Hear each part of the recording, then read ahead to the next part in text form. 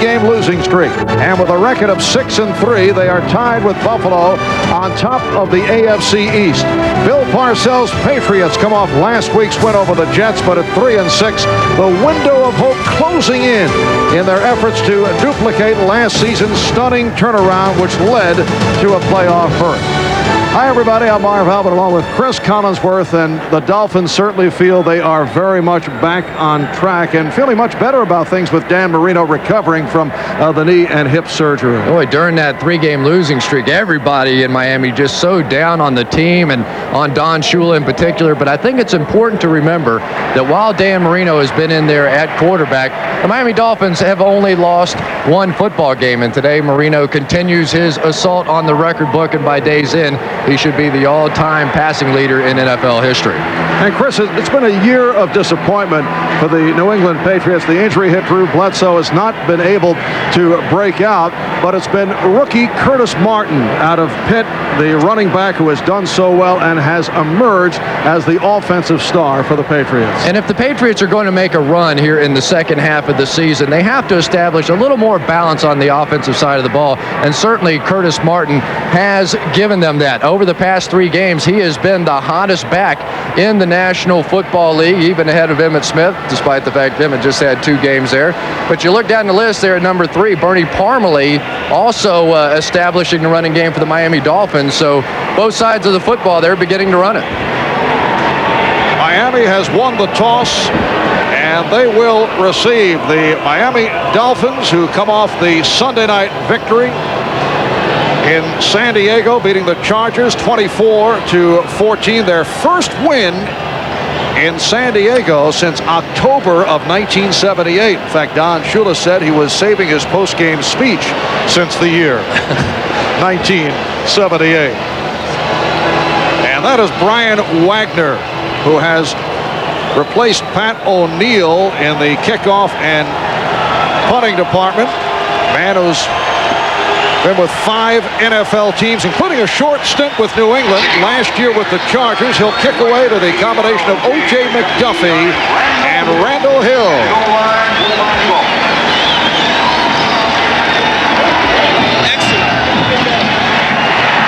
The line drive is handled by Hill.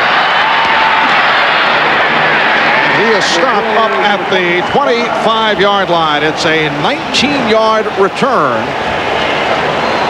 And here is Dan Marino and the Miami Dolphins getting ready to go to the offense. A look at Richmond Webb, Keith Sims, Tim Ruddy, Chris Gray, and Billy Milner for the injured Ron Hellner. Billy Milner, number 1 draft pick out of Houston.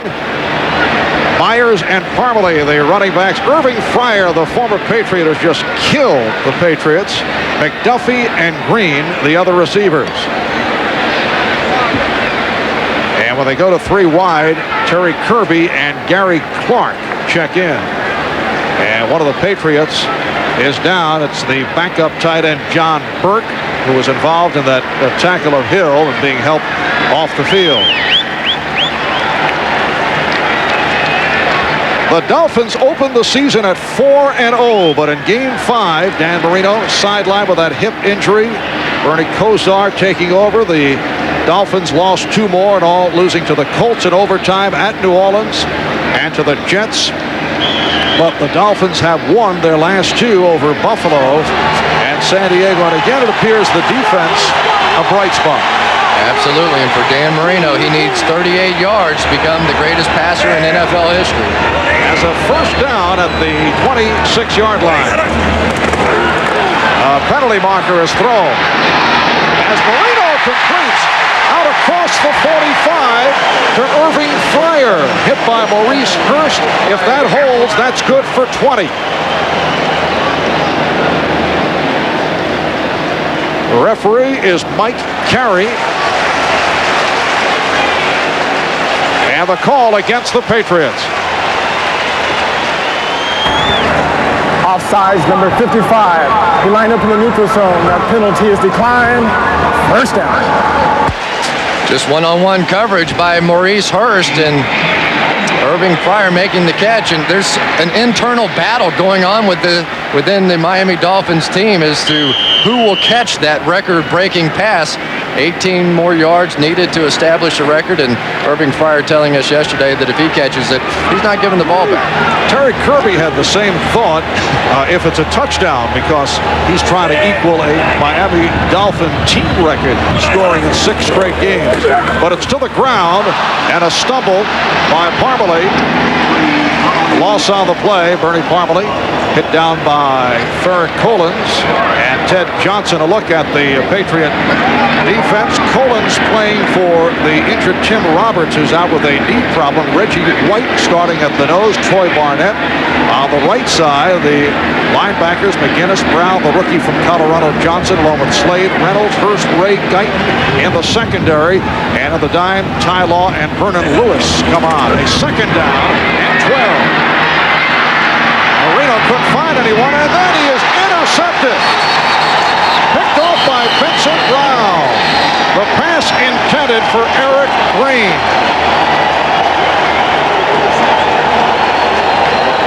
Well, that's no way to establish any records, and what we thought was going to be a big celebration on this drive, and now all of a sudden the Patriots a little room to celebrate. Looked like the ball may have been tipped on the play by Reggie White, and that's what set up the interception by Vincent Brown, his 3rd of the year. And for Bill Parcells, we talked about it a little bit earlier, but he is optimistic about his team's chances today. He thinks they have an excellent chance to win. Well, he told us last night he's feeling a bit better about his club. The last few weeks they have won 2 of the last 3. Bledsoe's pass could not be handled, but a penalty marker is down. Brisby, the intended receiver. 2 flags have been thrown. J.B. Brown on the coverage of Vincent Brisby. And the call against the Dolphins. And these corners for Miami have been criticized by me in particular, for one, but for playing too loosely. And now J.B. Brown in position. Pass interference against the defense, number 37. The spot foul, automatic first down. J.B. Brown right here on the play, and you're going to see him. Excellent coverage. He's all over Brisby, absolutely perfect, but just made the contact with his body before the ball got there. And that accounts for a 14-yard penalty and a first down at the 41 as Bledsoe goes deep and too far. Well, Buckley on the coverage of Will Moore. Bruce Armstrong coming off a shutout of the Jets' Hugh Douglas last week. Dave Willibaugh has played very well in taking over for Jeff Dellenbach, the former Dolphin, who was hit by injury, but Willibaugh has been able to remain in there. Gash, Martin, the running backs, Brisby, Moore, and Coates, the receivers, when they go 3 wide, Meggett, and the free agent Hassan Graham check in. Bledsoe is taken down. He had not been sacked the last 3 games. Tim Bowens comes up with his 3rd sack of the year. The Patriot offensive line has lifted it. They have been shuffled recently, and they have played very well. That's exactly right, Marv. But this is an offense. It's a little surprised the way the Patriots have started this game. After last week, Curtis Martin, 170 yards on the ground, and they have dropped back and thrown the ball every single snap.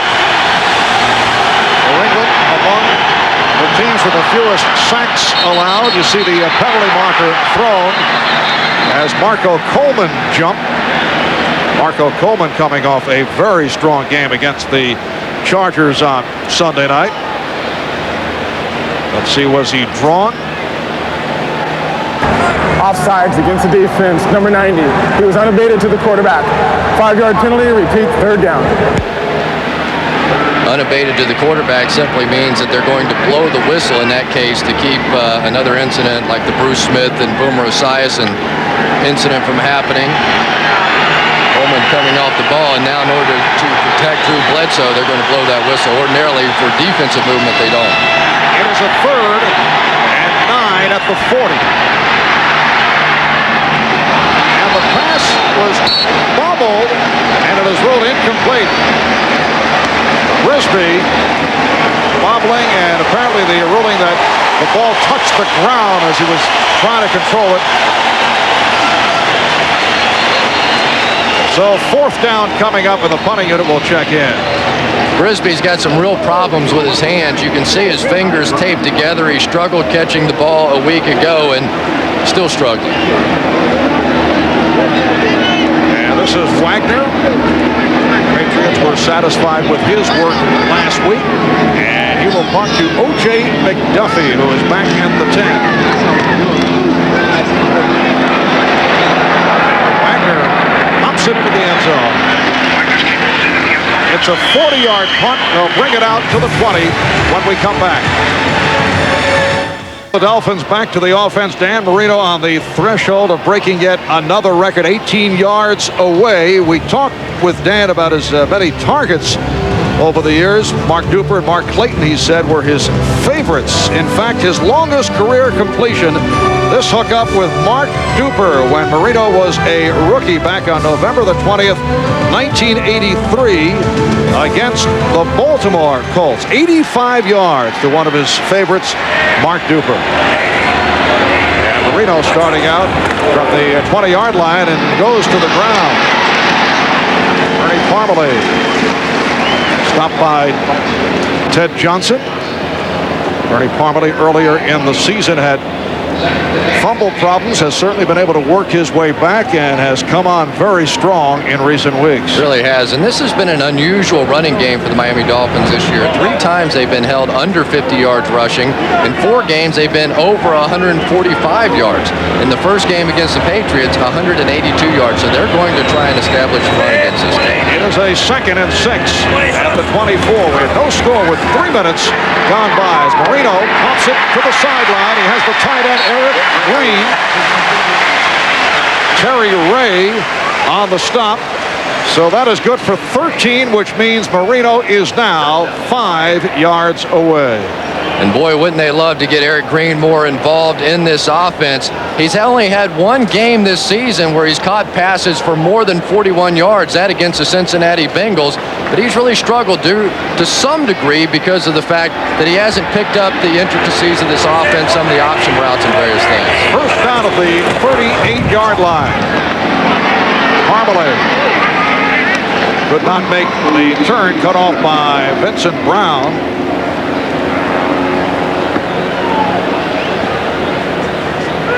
Interesting that the Miami Dolphins are trying to run it to the right side predominantly so far in this game. That right side entirely new this season. Tim Ruddy at center, Chris Gray at the right guard, and Billy Milner, now the rookie, at the right tackle. Maybe they're just trying to go against the trend that they've established in some prior games. Dolphins very pleased with the play of Milner. Last Sunday night against the Chargers, he has taken over for the starter, Ron Heller. Marino changing the play on this 2nd and 9 and throwing sideline, and he has the record. Irving Fryer on the catch. Dan Marino has now thrown for more yards than anyone else in the history of the National Football League.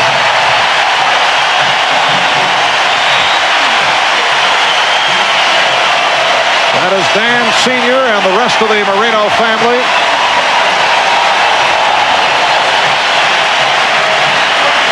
$47,009 to pass by Fran Tarkenton.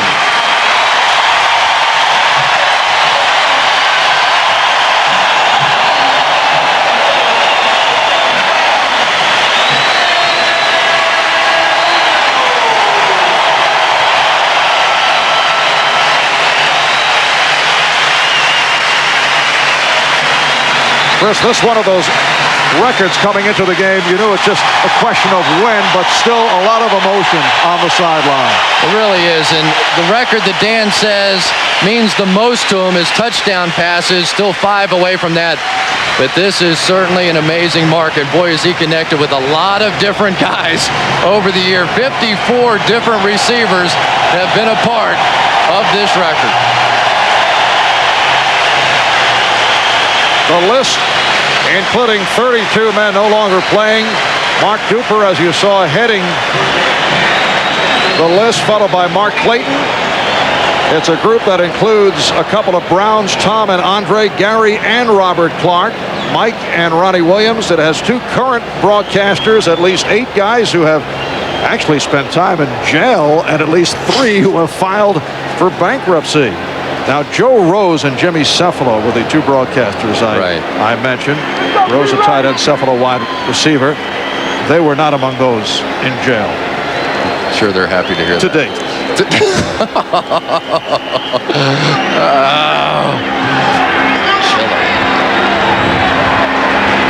And now we're set to resume. Marino with a 1st and 10 at the 48-yard line. Parmalee this time to the other side. Has a 2-yard advance tripped up by Vincent Brown. You know, Marv, in 1983, there were 5 quarterbacks drafted ahead of Dan Marino. Almost hard to believe now. He grew up in South Oakland in a section of Pittsburgh, would often go to church in his football uniform. He played for the church team. He said the cheerleaders sat on one side of the pews and the team sat on the other, and they said their prayers and then went right to the field, which was like a couple of weeks away. But he has certainly been one of the most feisty, one of the most competitive people ever to put on a uniform. Bill Parcells was touching on that last night. I think that is what he admires most. Is Parmalee goes flying as he was tripped up. Short pickup. Ricky Reynolds, the left corner, getting a piece of Bernie Parmalee. Once again, trying to run to their right side, and they've established it a little bit. Chris Gray pulling out and leading the way, but nice heads-up tackle there by Ricky Reynolds. Parcells telling us last night that it's important that your quarterback is a fighter. He said he would have loved to have had the opportunity to coach Marino. He feels that they have the same type of personality. He likes the way Marino, a la Phil Simms, would get in people's faces. I know a lot of players don't necessarily appreciate that. Marino's pass is completed for a 1st down. He has Fryer once again. Sideline pattern in front of the extra defensive back Ty Law. And Irving Fryer hasn't been particularly pleased with the way that he's been getting used, at least until last week's game. In the first 2 games, he had 4 touchdown catches. Nice job dragging the feet. The next 6 games, no touchdown passes. He finally caught one last week. He's had some problem with his knees, and he hasn't been completely healthy, but he said it wasn't that. They just weren't throwing me the football. Irving with his 3rd catch of this 1st quarter and a 1st down at the New England 37. Marino receiving the time, finding Parmalee. And he is pushed out of bounds right at the marker. Ted Johnson made the stop. Good drive here by the Dolphins. We have 8:27 remaining in the 1st quarter with no score. Marino again able to move the chains. Another 1st down for Marino, who is 5 of 6 here at the start. 63 yards, and he has the 9th play of the drive coming up. So he hasn't had a ball hit the ground yet. Somebody's got every one. Including Vincent Brown. That's right. 1st down at the 27-yard line. Play fake. And Marino able to complete. Beautiful flip over the middle to Parmalee, who sets up a 1st and goal. Slade and Ray on the tackle of Bernie Parmalee. Great job there by Bernie Parmalee. His job to check the protection coming out. Then when his man doesn't come, you see Vincent Brown dropping back into coverage. He just slips out of the backfield, and Dan Marino loves hitting those backs coming out of the backfield. And that's what most young quarterbacks won't do. They won't be patient enough and just give what the defense gives them. Fryer left, Clark right, Myers on the wing. And again it's Parmalee. Inside the 5. Submarine by the strong safety, Terry Ray. And one of the things that the Dolphins have been able to do this year offensively is score touchdowns on the ground. 11 touchdowns rushing, second only to the Dallas Cowboys. And now you can't just sit back and play against Dan Marino in the passing game. That's what Don Shula wanted, a little more balance offensively. 2nd and goal at the 2. 11th play of the drive. Dolphins with the double tight end, Ronnie Williams in motion. Play action. Marino looking right and then threw it away. Everyone covered. Good job by the Patriots. Marino tried to go backside to Ronnie Williams, and Ronnie Williams was caught up in traffic and not working very hard to get free. I wouldn't be surprised if Dan doesn't make a comment to him coming back to the huddle. Just sort of got tied up in traffic and then sort of gave up on the play, and that's what forced Marino to throw it away. It is a 3rd and goal at the 2. Now Myers lined up in the backfield again. Williams in motion. Kirby. And that was blown dead. Vincent Brown with the reps on Kirby. And the crowd reacts with the 4th and goal at the 1, with the Dolphins settling for 3. Chris Gray is going to pull out and around, but he's going to miss Vincent Brown right there, and that's the reason that the play was stopped. He went after the wrong guy. He went after the safety, Myron Guyton, instead of Vincent Brown. So here is Pete Stoyanovich with a 19-yard attempt. And the Dolphins with a 3-0 lead. A penalty marker was thrown.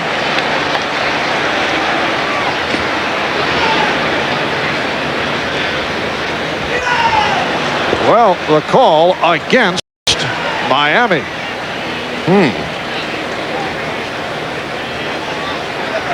Makes this one a little more interesting. Holding on the offense, number 51. 10-yard penalty. Repeat, 4th down. Well, that is Brian Cox. And they'll move it back for a longer field goal attempt for Pete Stoyanovich, who on the season has hit 19 of 24. He has missed one from this range, though. So this a 29-yard attempt coming up. See on the left. Yeah. Brian Cox with a hook on the corner. John Kidd putting it down. And Stoyanovich. He's missed 2. Right here again. Well, Pete Stoyanovich has had his difficulties this season, but the hold by Cox turns out to be costly. Holding penalty on Brian Cox, costing Stoyanovich the field goal. He hit from 19 and then missed from 29 yards away. Curtis Martin getting the call. Tim Bowens on the stop. So the Dolphins had the ball for 6.5 minutes on that drive. 13 plays, 6.5 minutes, and they come up empty. And for Brian Cox, he's going to hear about it when he goes and talks to those school kids. He still does it every Tuesday on his day off. And so during that losing streak, the kids were telling him that you stink. Very subtle, huh? On the 2nd and 8, Bledsoe completes to Brisby for the 1st down. That is good for 10 yards. Got to give Vincent Brisby some credit for just going out there and playing. He essentially he's got that hook on his left hand, and he's having to just sort of knock everything down and then try to double catch it. But at least he's out there, and they really can't afford to have him out of the lineup. They have no deep threat whatsoever if he's not in there. It is a 1st down at the 32-yard line. Timing pattern tossed by Bledsoe. It is caught. The question is, was he inbounds? Caught by Curtis Martin. Yes, he was. It's good for 27. What an incredible catch here by Curtis Martin to keep his feet in bounds, reaches up for the football, catches it at the highest point, and I believe that's a good call by the officials. Beautifully thrown ball here by Drew Bledsoe. He threw that thing about 20 yards from where Curtis Martin eventually caught it, and he got those feet down. Great play by the Patriots. And New England with a 1st down at the Miami 41-yard line. It is a cloudy, overcast, 74-degree day here in the Miami area. As you see Michael Stewart being checked. Michael Stewart, such a significant player against the Patriots, shut down Ben Coates in that earlier meeting back in September. He really did, and this is a big blow right now for the Miami Dolphins because he covers Coates one-on-one. Let's see if Bledsoe goes to him now. Play fake, and Bledsoe throwing incomplete, intended for Brisby. It was covered by Cox. The last time the Patriots beat Miami was a 1993 season-ending overtime victory. Actually, Marino was sidelined by injury. Scott Mitchell was the quarterback for the Dolphins. The Dolphins have won 3 straight, 12 of the last 13 against the New England Patriots. And as you saw, Bledsoe has had his difficulties. Second down and 10 at the 41. It's the second back coming through, Martin, who is bottled up.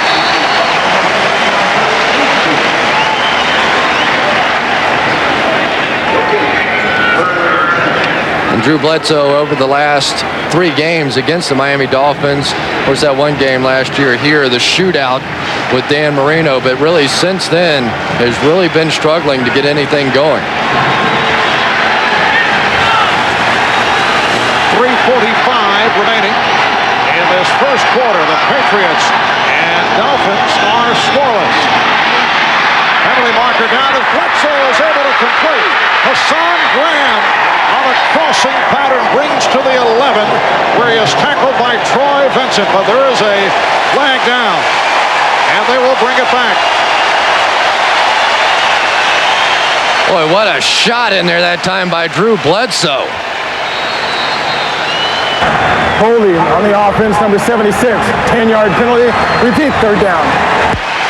With William Roberts with the hold. Roberts right there. Very difficult assignment working against Jeff Cross. That's where they ran the football last week, though, against the Jets, to that left side behind William Roberts and Bruce Armstrong. It is back to a third and 20 at midfield. And Bledsoe again goes deep. This time intended for Brisby. Covered by Brown. And the Miami defensive unit hearing it from the crowd as Brian Wagner comes in to punt. Yeah, but they were lucky on that drive because that pass to Hassan Graham could have put the Patriots in great position, but the Patriots continue to have their problems. They just can't find a way to get the thing in the end zone anymore. Wagner handling that low snap and pops it to McDuffie, who lets it bounce. And a nice bounce for the Patriots. It is downed at the 1. Ty Law with the good play on a 50-yard punt. Welcome back to Joe Robbie Stadium in Miami. The sun beginning to crack through. Marv Albert with Chris Collinsworth. Just under 3 minutes remaining in the scoreless first quarter. And the Dolphins starting out on their 3-yard line. And go to the ground. Connolly able to find some running room. Ted Johnson on the stop.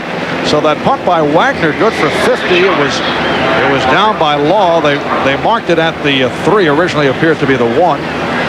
And Parmalee runs it out to the 9. It's a second down and 4. Long drive by the Dolphins. Ends up in 7 for a field goal. Stoyanovich hits it from 19, but the hold on Cox wiped it out, and then Stoyanovich missed from 29 yards. That's the closest we've come to a score. Again, it's Parmalee stopped by Brown. Oakland jumping out in front of the Giants early. Oakland may well be the best team right now in the AFC. Wish you could get an argument on that here in Miami, but they're a football team that physically they have it all.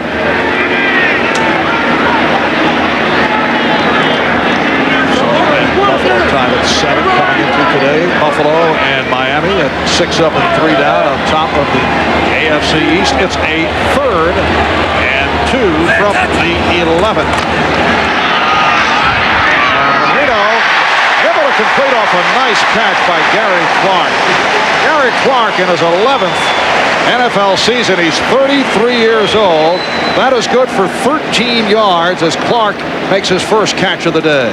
And the key to the play was how much time Dan Marino had to get this thing off. Gary Clark, in working against the zone coverage, that takes a good 3 or 4 seconds to get in the middle of the field between the linebackers, and you can't run that route without good offensive line play.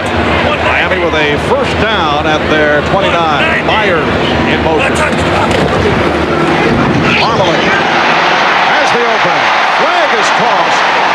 Marley with a burst for the first down, pending the penalty marker. Marley running for 16, but it will not hold. And I believe they're going to get Keith Byers for holding against Willie McGinnis. Byers had a pin block on the outside. Holding on the offense, number 79. 10-yard penalty. Repeat, first down. Sorry about that, Keith. Billy Milner, the rookie, is the one that got caught for the hold. And he's a guy, Billy Milner's a guy that comes in there for Ron Heller, and Heller's had plenty of injury problems. A guy with all the talent in the world, actually quit football at one time playing for the University of Houston and said he just didn't have his heart in it anymore. Kim Helton, the coach out there, gave him a couple of days off to think about it, changed his mind, and in no time at all was the #1 draft pick. Some of the NFL teams considered him to be an injury risk. College career battered by injury. Marino did well to get that off. Going it behind Byers. Crowd reacting, looking for a penalty on the Patriots. A relatively calm Dan Marino so far in this one. Maybe he's still in a happy mood because of the record, but that won't last very much longer. He's a guy that he will get in the face of those guys on his football team, and Parcells was even talking about that last night. He said, I really like the way he competes. I'm not so sure that his own teammates like it very much. I like the way he goes after them. Marino 7 of 10, 94 yards. He has been picked off once. Second down and 20. Look out, Marino gets it away to Byers. And Byers works to the 23-yard line. Keith Byers coming off his most effective game of the season last week. Had a couple of carries, caught 6 passes for 55 yards, and pointed out that he was very happy that he has been able to be so productive, particularly when you look back at this past Monday, the 1-year anniversary of the injury, as Keith continues with that consecutive streak. Keith Byers making it back from knee surgery, went down in game 6 last season, and his career a question mark. He has come back very well. That's the end of the first quarter. Well, a look back to recent meetings between the Patriots and the Dolphins in their last get-together here at Joe Robbie, September of 1994. Bledsoe with the 62-yard pass to Ben Coates. That made it 21-10 New England. Coates had 161 reception yards on the day, a career high, and Marino with a 26-yard pass to Keith Jackson to cut it to 21-18. But Irving Fryer had a big game against his former club, and the final score in a shootout, 39-35. Miami. Both quarterbacks combining for 9 touchdowns, nearly 900 yards. But since then, they've played twice, and the Patriots have been handcuffed in the offensive department. That is incomplete. Ricky Reynolds on the coverage of O.J. McDuffie, and the crowd was looking for an interference. Dan Marino's lucky that one didn't get picked off. Ricky Reynolds had his back turned to the play, and it looked like Marino's arm may have been hit, and had Reynolds seen the flutter ball coming, he may well have taken it.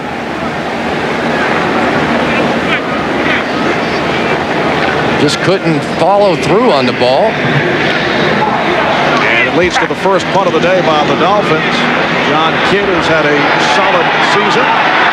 David Meggett with some shifty moves, but well covered by the Dolphins. And a Miami player is down. 44-yard punt and a 3-yard return. Wayne Dotson on the stop. Pretty gutsy catch that time by Meggett. Sean Hill was literally hovering over the top of him as that punt was coming down, and Meggett refusing to fair catch. Sean Hill come in from the right side of your screen and literally just be hanging over the top of him, and he still caught it and got away from Sean Hill. You've got to give him room to catch the football, and Hill unable to time that one out. That could have been an explosion on the field.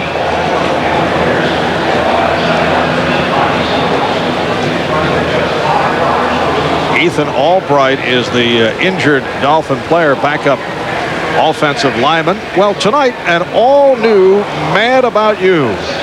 It is Yoko Ono. Now, Chris, a lot of people thought she was the one who broke up the Beatles. Tonight, she gets in between Paul and Jamie in a dramatic rendition, I'm sure.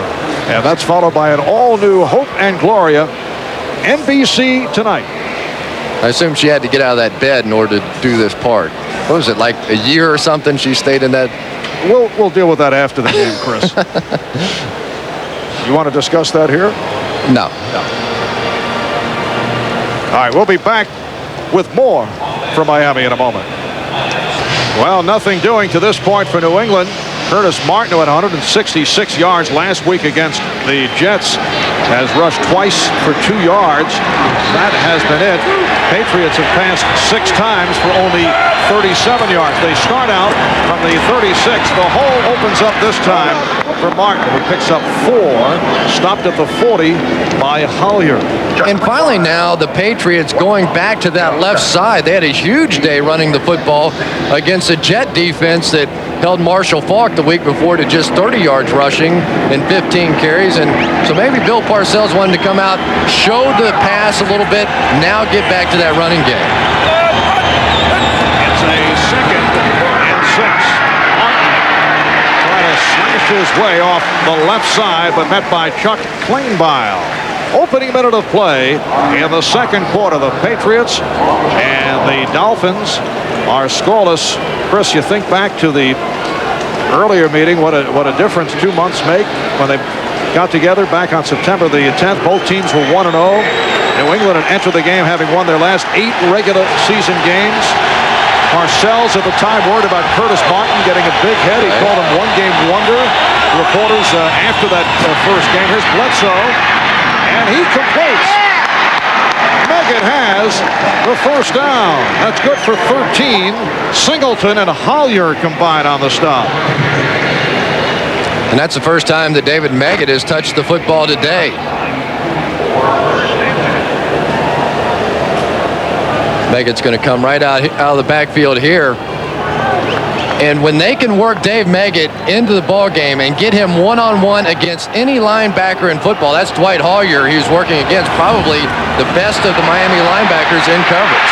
And Bledsoe just fires it away as he was pressured by Singleton. And the crowd looking for a call on that one. Right here, let's check in, though, with Greg Gumbel. All right, Marv. Quarterback Jeff Blake of the Cincinnati Bengals has been bitten by the interception bug lately. This is his 8th in 5 years. In 5 games. It costs him against the Oilers. Eddie Robinson returns 49 yards for a touchdown. They are tied at 10 in the second quarter in Houston, Marv. All right, Greg, crowd still reacting, wanting a illegal grounding call on Bledsoe. Fired it to the sideline. Second down and 10. On the draw, it is Martin. Curtis Martin works his way to the 25-yard line. A first down and more. Atkins and Stewart able to make the stop. So Martin has exploded after the slow start. That's good for 19 more. And one of the things you like to do with this Miami defensive line, get them coming up the field, slip the draw in there. That time Steve Emtman unable to come off of his block. Huge hole up the middle. And now the Patriots beginning to establish that running game. First and 10, and Bledsoe has the pass dropped. Dropped by Brisby. That's got to hurt. Bledsoe was right on target. Well, the key when you have a bad finger or a bad hand is try to catch the ball in your body and just sort of wrap your hands around it. And for Vincent Brisby, he's letting it hit his body, but his hands aren't close enough to make the catch. Drew Bledsoe telling us last night it's been such a frustrating season. He doesn't know what kind of game to expect week after week. There's been no consistency. He's talking about himself and the rest of his teammates. As Bledsoe is taken down, chased by Trace Armstrong. Second sack of the game for the Dolphins. That's 3.5 for the season for Armstrong, who has been a terrific pickup. You know, Trace Armstrong, everybody talked about the fact that Dan Marino was out, Eric Green was out, but I think one of the big reasons the Dolphins lost those 3 games in a row, Trace Armstrong was out. Really hurt their pass rush. They gave up a lot of touchdown passes. Don Shula telling us yesterday that was a major factor. It's a 3rd and 8 out of the 24-yard line. Bledsoe with the protection, and Brisby able to hang on for a first down. J.B. Brown on the coverage, good for 12. J.B. Brown in position once again. Bump and run, man-to-man all over the field. And you really can't play it a whole lot better than that. Bledsoe just stuck that one in there. I'll never forget the first conversation I ever had with Bill Parcells about Drew Bledsoe, though. He said that, Chris, this was before the very first game he ever played, he said, this guy does things throwing the football that I have never seen before. I said, come on, Bill, never seen before. I said, I'm telling you, he does things throwing it you have never seen. Good drive by the Patriots. First down from the 12, and again Martin with a surge reaching to the 5. Stewart and Atkins combined to make the stop. Ben Coates with a nice block coming off of the motion, and Ben hasn't been doing a great job catching the football this year, but you can see that a lot like Eric Green, an excellent job in run blocking. It's a 2nd and 3 down at the 5. That is Coates in motion. Martin. And Martin is stopped. Strong tackle by the strong safety Michael Stewart, who earlier bruised his hamstring, but he's okay, obviously, and back on the field. What a huge collision on that play with Sam Gash. I believe it was against Brian Cox, and you start setting up those isolation plays where it's just the fullback against the linebacker. Well, actually, that was against Chris Singleton, and those two guys are just going to go smashing into each other, and you talk about smash mouth football. That's a part of the equation with Bill Parcells. They are measuring to see if the Patriots picked up the first down. Looks to be inches shy. It'll be a 3rd and inches for the first down. The ball inside the 3.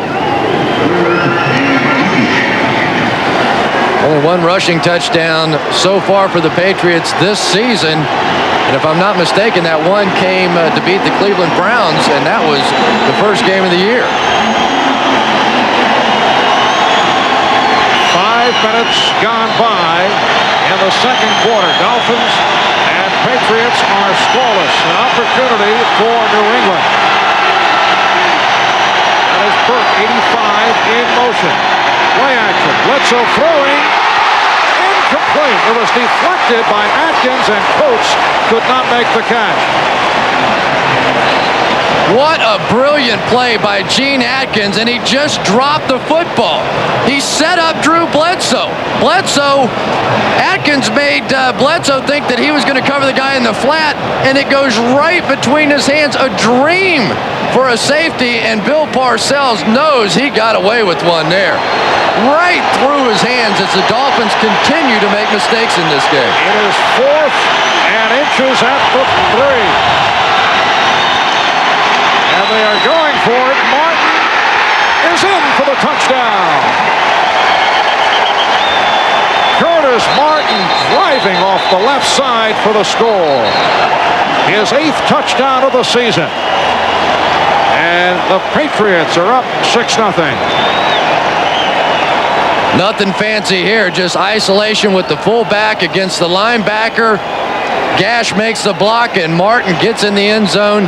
Just their 2nd rushing touchdown, and that's the way that Bill Parcells likes to see his guys playing football. They couldn't do that. Remember back to the first game at the end of that ball game? They couldn't stick it in from the 1-yard line. Here they do. Barr with the extra point. That is only the second rushing touchdown that Miami has allowed. 9:41 left. Second quarter. Patriots in front, 7-0. Well, Curtis Martin on this last drive, 6 carries, 39 yards. Coming into today, Miami against the rush, very effective. Martin quiet in the first quarter, but able to break out with a couple of bursts in the second as New England went 12 plays, 64 yards in 5 minutes for the 7-0 lead. The kickoff by Wagner. And a tackle by McDuffie. And on the reverse, Hill took the handoff. Randall Hill taking it on the reverse from McDuffie. Vernon Lewis able to haul him down, and a very well executed kick return for 34 yards. And Randall Hill upset. He thought he should have gone the distance with this one. Great speed from Randall Hill. Didn't get much of a running start there, but here's a guy that can run under 4.3. Had a big catch last week, over 50 yards. He is a pure speed receiver. Not much going over the middle, but when they can get him in the open field, very dangerous. And it's a 1st and 10 at the 40-yard line for Dan Marino and the Dolphins. He goes to the play action. In trouble, he throws it away. And a late hit. Chris Slade with the late hit on Marino. So that draws the flag.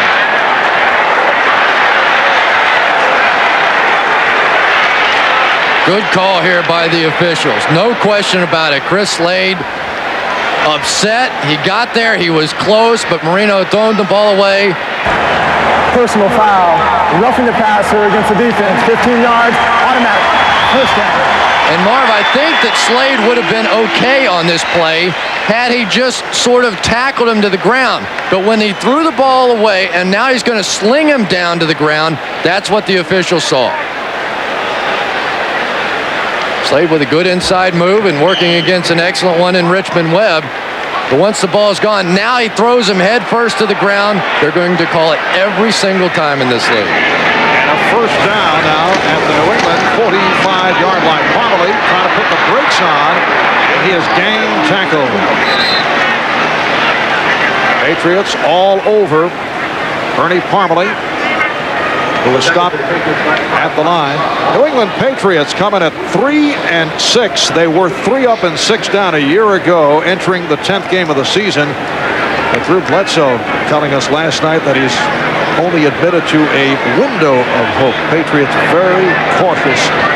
They have dug themselves a deep hole. Wins over Cleveland, Buffalo, and the Jets. Losses to Miami, San Francisco, Atlanta, Denver, Kansas City, and the one that really hurt, Carolina. 2nd and 10 as Marino completes to Byers, and he refuses to go down.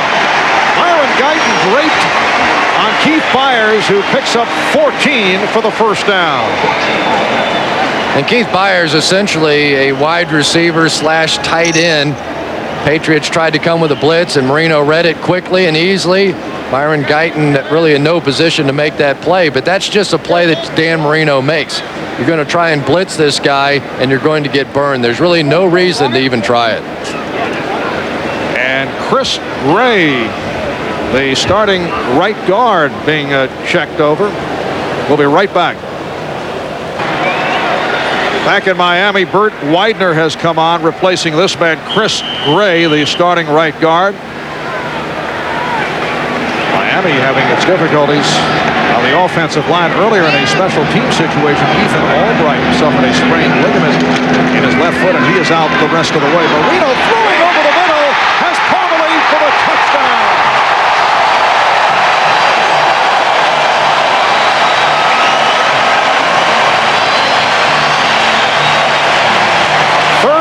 Yard pass play to Bernie Parmalee, Marino's 11th touchdown pass of the season. And the Patriots now lead 7-6.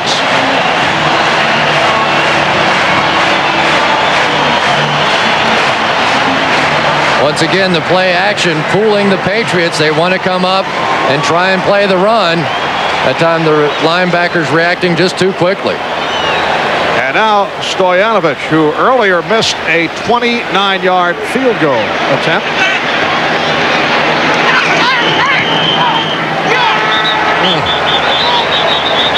And missed again. Or, wait a moment, was there a whistle that blew it dead? Snap. There was a false start on the offense, number 60. 5-yard penalty, retry. Whoa. So Burt Widener, who just came in the ball game, gets his name called right away. Well, that was an ugly kick, though, by Stoyanovich. Starting slowly. He missed that 27-yarder against the Colts that would have locked up that game, and now missed one under 30 yards here again today. He is 25 for 25 and point after attempts. You see Chris Gray being carted back to the locker room.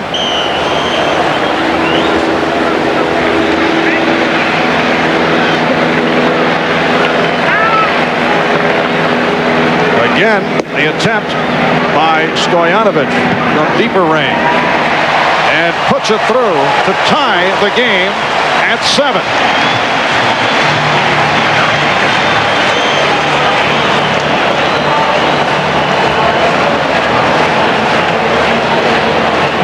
Back to the touchdown. Marino with the play action fake to Byers, and you're going to see Vincent Brown just can't get there. It was his man. He hesitated just for a moment with the play action. That's the reason you put the play action in. And by the time that he recovered, Parmalee was behind him. Whoops. Touchdown.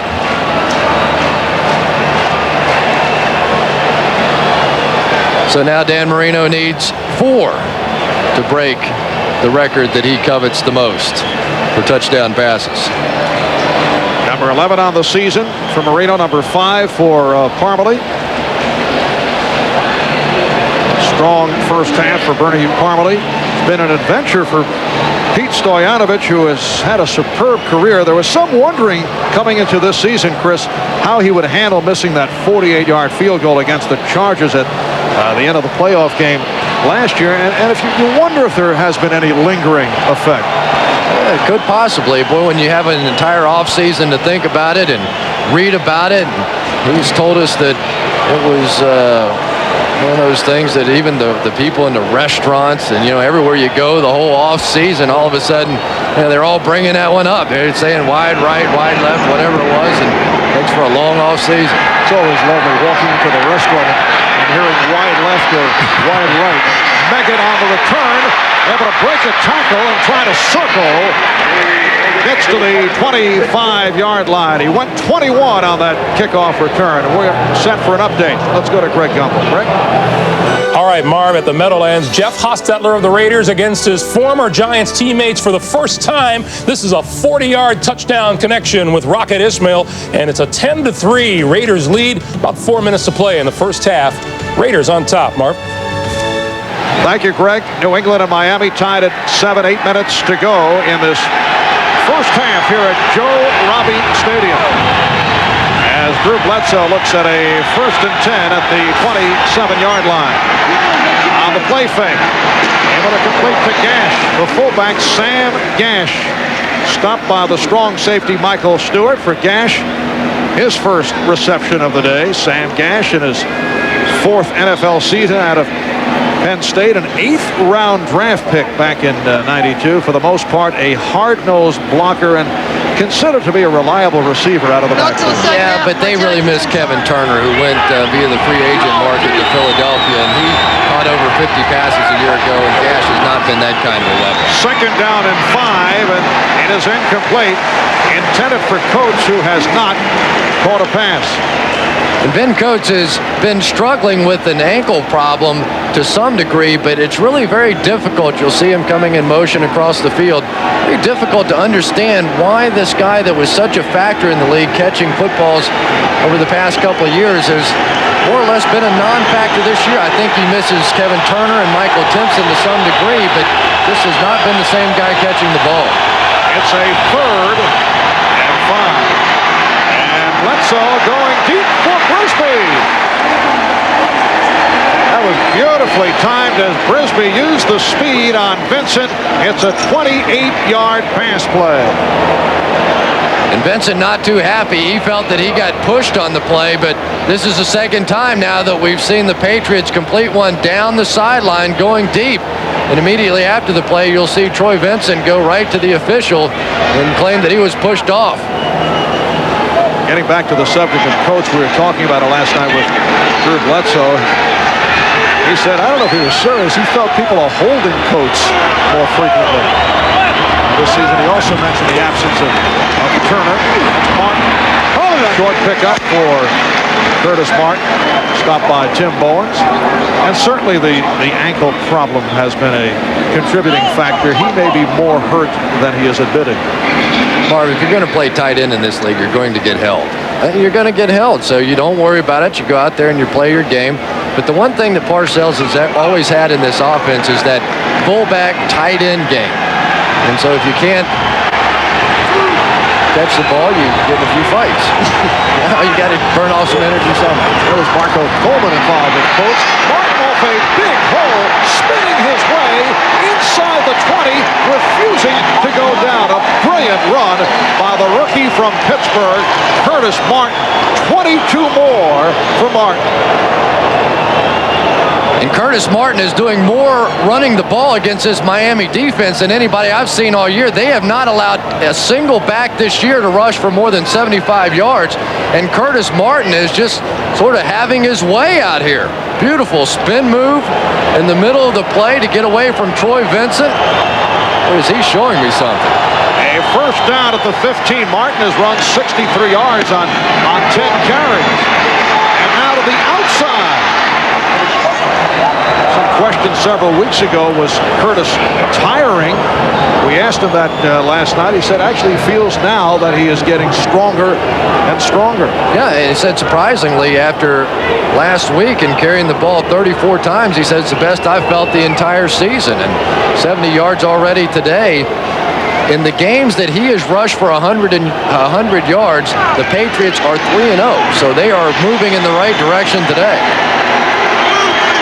Second down and 3 at the 8. And it's Martin again, this time a short pickup.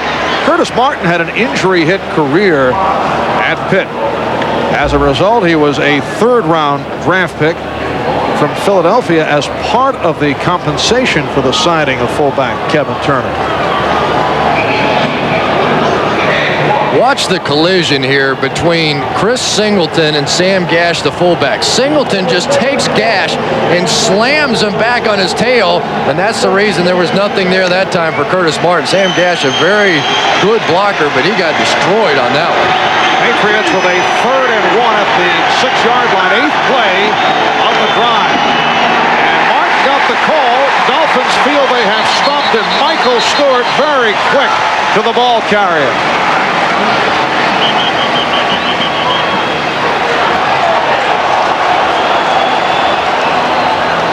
Now the Dolphins also indicating that they knocked the ball free. Patriot offensive unit remaining on the field. This close, though, that's 4th down. So now a decision time for Bill Parcells. I think he goes for it here. You're 3-6 on the season. You're going nowhere fast, playing against Dan Marino. Give that sucker to Curtis Martin. Let's go. But right here, we'll go to a commercial break. Back in a moment.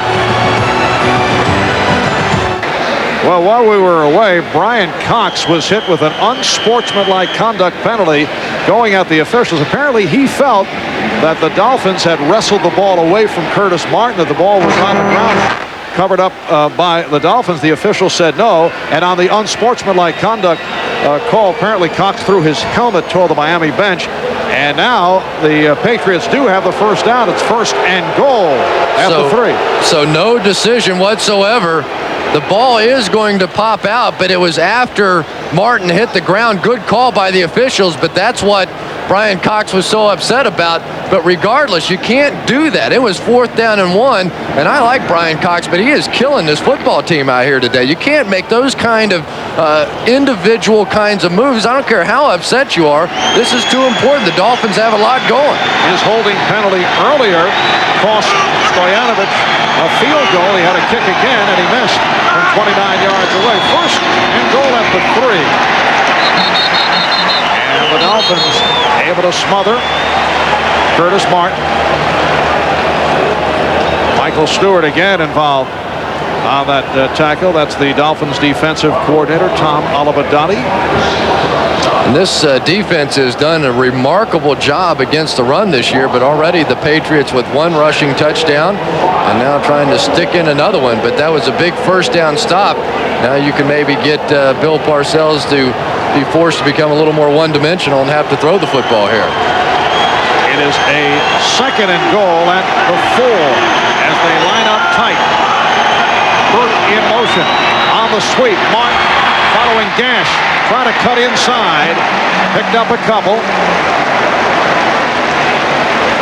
Bill Parcells telling us last night that he planned to attack, go right at Miami, which he did. He went to the air. Curtis Martin did not see the ball much in the first quarter, but the plan has changed here in the second, and Martin has run now overall 15 times for 73 yards. You know, Marv, I really think the plan was to come out and show pass so that he could come back to the running game, and they have certainly established that running game, and I think Bill Parcells right here is just going to play a little power football. 3rd and goal at the 1. Again, Burke in motion.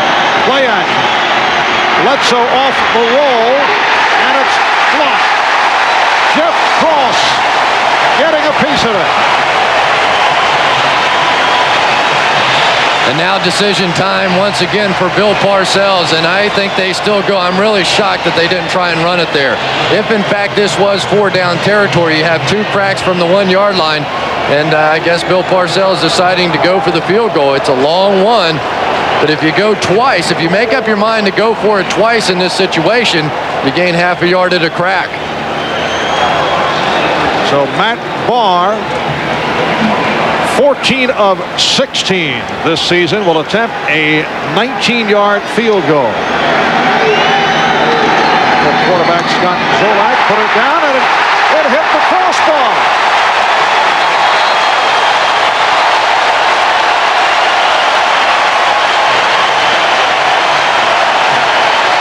Wow.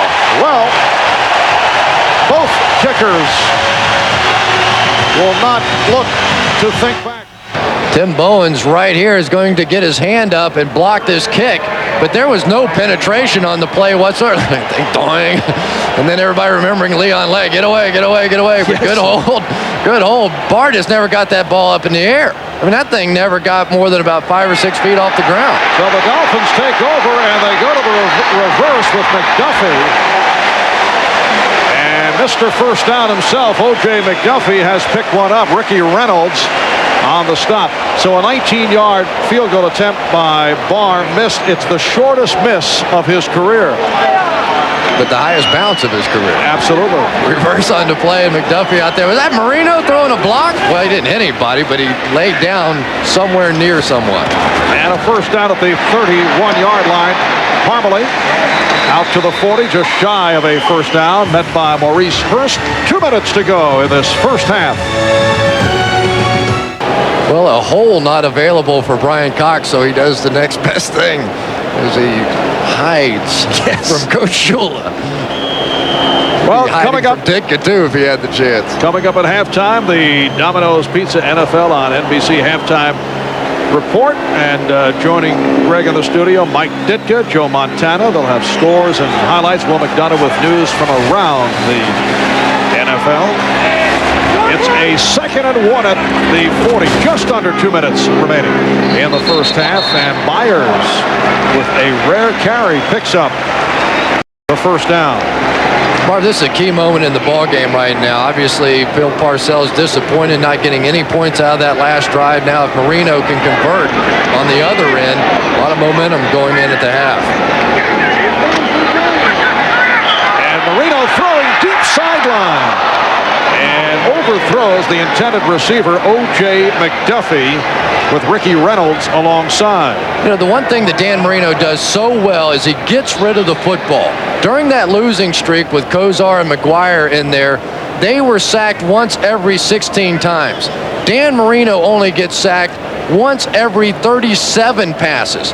And he just does not take the sacks. As soon as somebody gets near, he gets rid of the football, gets it out of there, and that's a key part of this offense. And the Dolphins have had to reshuffle the offensive line. It's now Webb and Milner at the tackles with Sims and Widener at the guards. Ruddy at center. Gray, we're told, being x-rayed as he hurt his left ankle earlier. That was tipped away. The pass broken up by Ted Johnson. A leaping Ted Johnson was able to get a piece of it. Pass intended for Irving Fryer. Wouldn't have wanted to try and slide a phone book underneath him after that jump, but I mean, it didn't look like Michael Jordan. Now, wait a minute. Look at this. You do a lot of basketball. Yes. There was that wasn't bad. 4 inches not at least. Bad. Not too bad. Ted goes, what, 6'3", 240 pounds? He had it timed perfectly. Yes, that he did. That's what Ted would tell us. 3rd and 10 at the 43. A minute 25 remaining in the half. Marino, after stepping up, is able to complete to Clark and has a first down. Terry Ray, the strong safety on the tackle. It's a 20-yard advance.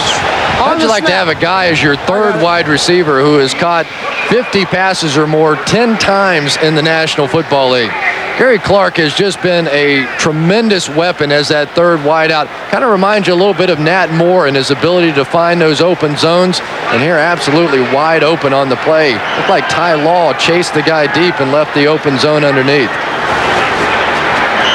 Dan Marino requesting a timeout, so both the Patriots and Dolphins with 2 timeouts remaining. The numbers on Dan Marino: 12 of 18, 177 yards, 1 touchdown, and 1 interception by Vincent Brown. And he needs 3 to tie, 4 to pass Fran Tarkenton to completely wipe Fran out of the record books. If Ahmad had caught a few of those balls over his career, then they'd have been okay. He'd still had the lead. Blaming it on Ahmad Rashad. Marino is taken down. First sack of the day for the Patriots.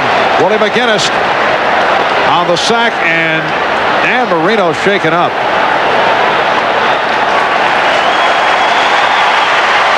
And a big sigh of relief from this crowd when Marino got to his feet.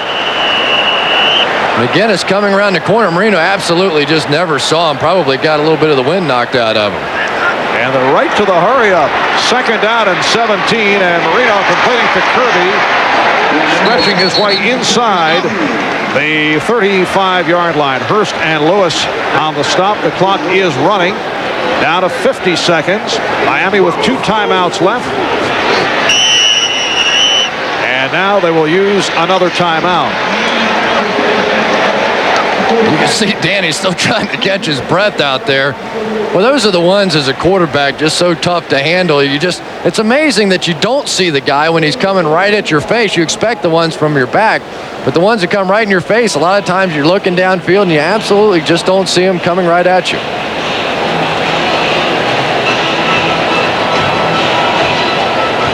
Willie McGinnis coming up with his 4th sack of the season. Here's a look back at October the 8th against the Indianapolis Colts, where he took that hard hit.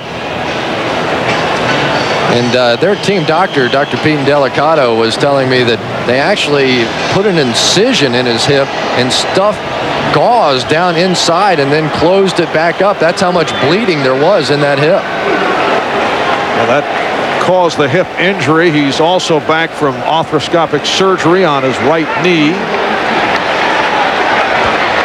And look at what he has faced here in the first half. 48 seconds to go in the half. And Marino completes again to Clark. Sideline pattern by Clark. Bumped out by Ray, and Gary Clark has been so effective. That's his 3rd catch. This one good for 17. And Gary Clark, as a 3rd wide receiver, overmatching Vernon Lewis, the nickelback for the Patriots. That's something they're going to exploit. You know, you just don't think that you're going to see a guy like Gary Clark as their third wideout. So you got your third corner out there, and you feel fairly comfortable about it on most teams. But with Gary Clark, boy, is he dynamic. Now Hill is to the left and Fryer right. First down at the 16-yard line. 41 seconds to go in the half. Marino. Very close to the line of scrimmage. Obvious confusion on that play, and may have been across the line as a flag is thrown. Yes. Or was that intentional grounding? I think they're going to call intentional grounding on the play, and that's a bit of a surprise because there was a running back, I don't know exactly who it was, over there in that vicinity, and I think that's what Dan saw and sort of tried to flip it, and then the running back stopped. I don't know how close you have to be, but there was no foul for intentional grounding. The quarterback was out of the pocket. Well, once you're out of the pocket, all you have to do is just get it to the line of scrimmage, and then there is no intentional grounding. You could see him looking over there, and that was Terry Kirby that he saw out of the corner of his eye. I don't know if he was out of the pocket or not, though. I don't know exactly. Usually the pocket is defined by the two tight ends. Whether they're there or not, you take lines going straight back, and it looked like he was within that two tight end area. And very close to the line of scrimmage, but stopped just short. That would have been an illegal forward pass. The officials are still discussing the play. We have 34 seconds to go in the half. And a 2nd and 10 at the 16. And Marv, I think they're talking about exactly what you said, that, okay, it's not intentional grounding, but it was still an illegal forward pass because he was over the line of scrimmage.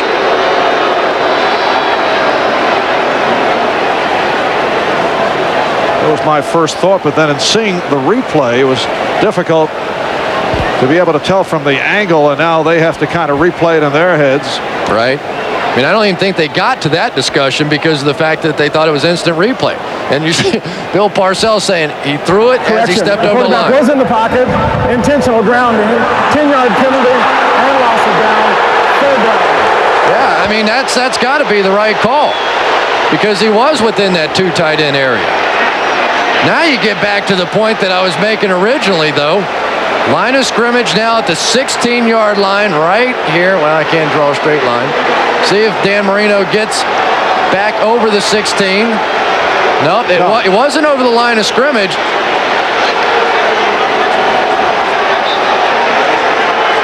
But he was clearly within the two tight end box. And Don Shula not happy at all. Bring that one up on the competition committee. Well, it sends it back to a 3rd and 20 at the 26-yard line.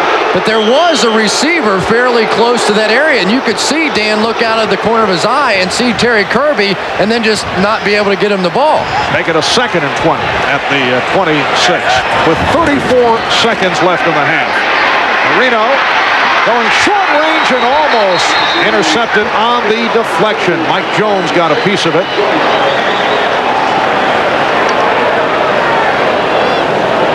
Dan Marino trying to drop this ball in over the top, but Mike Jones doing a good job getting his hands up, knocking that football away, and now the Patriots starting to get a little pressure.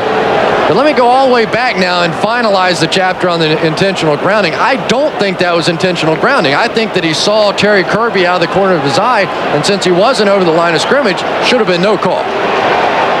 3rd and 20 at the 26. Marino completes to Kirby inside the 20-yard line. Clock is running, 20 seconds to go. Vernon Lewis with the spinning tackle. And now the clock is stopped. Dolphins will use their final timeout. Clock stopped with 18 seconds left in the half. The Patriots and the Dolphins are tied at 7. And when we resume, it'll be a 4th and 12 down at the 18-yard line. So this about a 35 or 36-yard field goal attempt for a kicker who I would think has done a lot of thinking after missing the 29 yard field goal after hitting on a 19 that was wiped away by the hold called on Brian Cox. You know, Stoyanovich has actually been more accurate from the 30 to 50 yard lines than he has from in tighter. And this is a 36-yard attempt. High snap, and he line drives it right through. Well, that has to feel good for Pete Stoyanovich as he gives the Dolphins a 10-7 lead with 14 seconds remaining in the first half. Miami Dolphins with an eye on the scoreboard. Buffalo playing Atlanta. Buffalo and Miami at 6-3, leading the AFC East. Indianapolis 5-4, then New England at 3-6 coming into today. I saw that Buffalo team last week. Boy, do they have a defense, especially that defensive line with Bryce Popp and Bruce Smith and Phil Hansen and Cornelius Bennett with the hamstring pull last week. Don't know if he's playing in this one or not today. But for that guy, he's been having a rough go of it as well. Coach Don Shula, he was telling us the other day that the criticism that he's taken this year has been unlike any he's ever taken in his life, that it's been cruel and vicious. And he said, you just don't expect it here in my hometown. Well, Don Shula and the Dolphins, you mentioned Buffalo. They are looking down the road to a game in Buffalo next to last game of the regular season. Miami with 4 of the next 5 at home. Next week, a Monday night game home for the 49ers. And then at Indianapolis, home for Atlanta and Kansas City, at Buffalo, at St. Louis. The kickoff by Stoyanovich. And here is Meggett. Meggett to the outside, looking to break it. Oh, what a return by Meggett. But only 1 second remains in the half. 64-yard return. Lewis Oliver was able to get him out of bounds. This is the exact same kind of a return that he made before. Remember, he kind of goes in there, gets lost in the crowd. He's not very big. Probably can't even find him once he gets in there. Now, boom, bounce it to the outside, and he takes off and still shows he's got a little speed there. And for Matt Barr, now an attempt. This would be by far the longest this season, his longest to this date, 51 yards.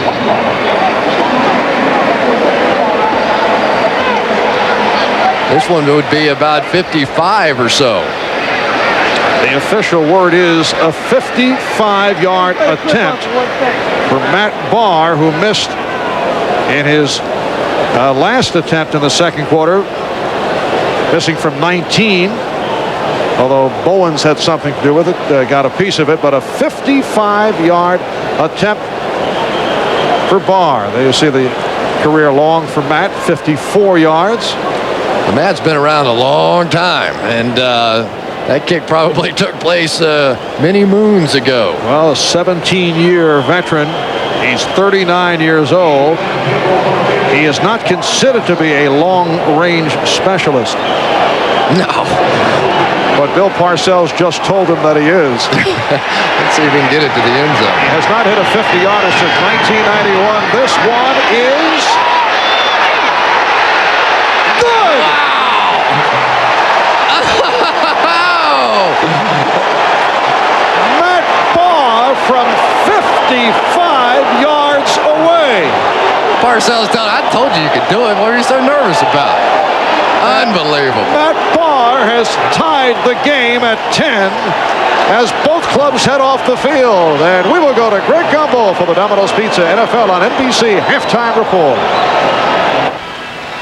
Back to Joe Robbie Stadium in Miami. Marv Albert, Chris Collinsworth. The Patriots and Dolphins are tied at 10. A first half that saw Dan Marino, who needed 38 yards coming in to pass by Fran Tarkenton and do it with that flip to Irving Fryer and an emotional celebration. So Dan Marino continues to wipe Fran Tarkenton out of the record books. This was such a popular presentation of yours on the pregame show, Chris. We thought we'd go with it once again. Fran looks a little like Jerry West there when you take a good. Yes, there is a likeness. No question, yes. And this is the football that is headed to the Hall of Fame that Marino threw to Fryer. And we can probably get a couple of bucks for this thing. What if we just took it and threw it in the crowd? Actually, Dan wanted you to keep it for your den. I bet he did. Kind of a nice pickup. Closest I'll get to the Hall of Fame right there. All right, a look at the Coors Light halftime stats in a moment as we are set for the kickoff. Stoyanovich. I think delighted to keep it away from Meggett. Troy Brown on the return.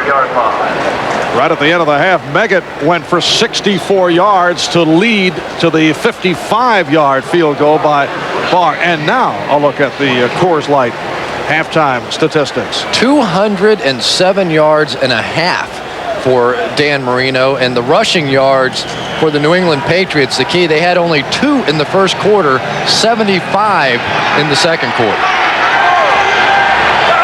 Patriots from their 23-yard line. Here is Martin. Curtis Martin has run so well. Most of the production coming in the second quarter. 16 carries, 81 yards for the rookie from Pitt, who last week was named the AFC Offensive Player of the Week. It says his mom now signs autographs in the parking lot. It's sort of a family thing. Yes. Get everybody. Actually, his mom lives in Pittsburgh, picks up the game. It's at Rod Woodson's restaurant where they have the big satellite dish. Martin again. Michael Stewart on the stop. That 55-yard field goal by Barr is the longest in the history of the New England Patriots as he passes by Gino Cappelletti, who had a 53-yarder against the Jets back in November of '65. What a strange day for Barr. He missed his shortest ever attempt and hits his longest. Missed from 19 earlier in the half. Third down and 3, and the first down is picked up by Meggett. Brian Cox on the stop. Second catch for Meggett, who has had a terrific all-around day. You know, in talking to Dave Meggett last night, he said one of his concerns is the fact that when he comes in the ball game, everybody knows they're going to throw the ball because they can't really put Meggett and Curtis Martin in there together because neither one of them can act as a lead blocker or, you know, try and lead the other guy back in there. So he says the teams just basically know we're going to throw, but who cares?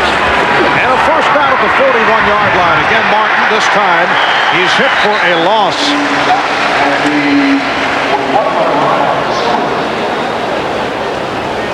We didn't do Curtis Martin any favors earlier this season either when we talked about his staying in the end zone hotel right outside the stadium. He said that he got more phone calls and it was ringing off the hook and the manager was complaining to him. Curtis not necessarily appreciating the many new friends that he attracted. We tried to help him break in there. It's a second and about 11. Here's Martin accelerating to the 47, met by Brian Cox.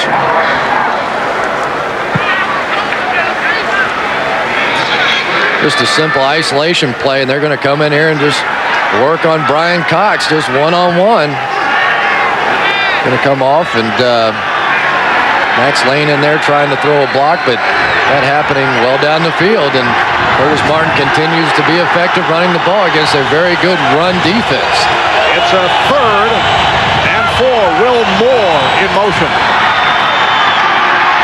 Bledsoe. Oh, good hit on Brisby by Brown. And let's see where they spot it. I think he got just enough for the first down. Brisby had to weave his way through the secondary. Brian Cox coming on the blitz, and Dave Wollaball doing a nice job picking him up, and that allowed Bledsoe the time to find Brisby. And it is a first down, 4th catch of the day for Brisby. It's a first down at the Miami 48-yard line. Miami and New England are tied at 10. Meggett. David Meggett, stopped by Brian Cox, very active in this third quarter. For Meggett, his first carry of the game. David Meggett, over the years, one of the premier all-purpose players, signing with New England as a free agent, rejoining his former coach with the Giants, Bill Parcells. You know, one of the things that Meggett was telling us last night is said that, you know, we came in very confident this year, obviously, but other teams raised their expectations against us. We never raised ours against them. 2nd and 9. Bledsoe with the long look, and he has a man wide open. It is Brisby for the touchdown. Vincent Brisby beating J.B. Brown and going 47 yards for the score.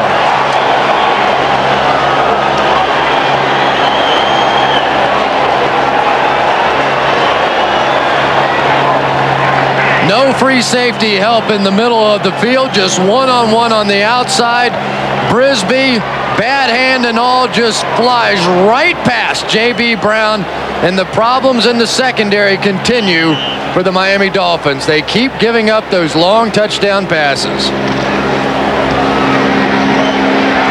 And the extra point by Barr gives New England a 17-10 lead.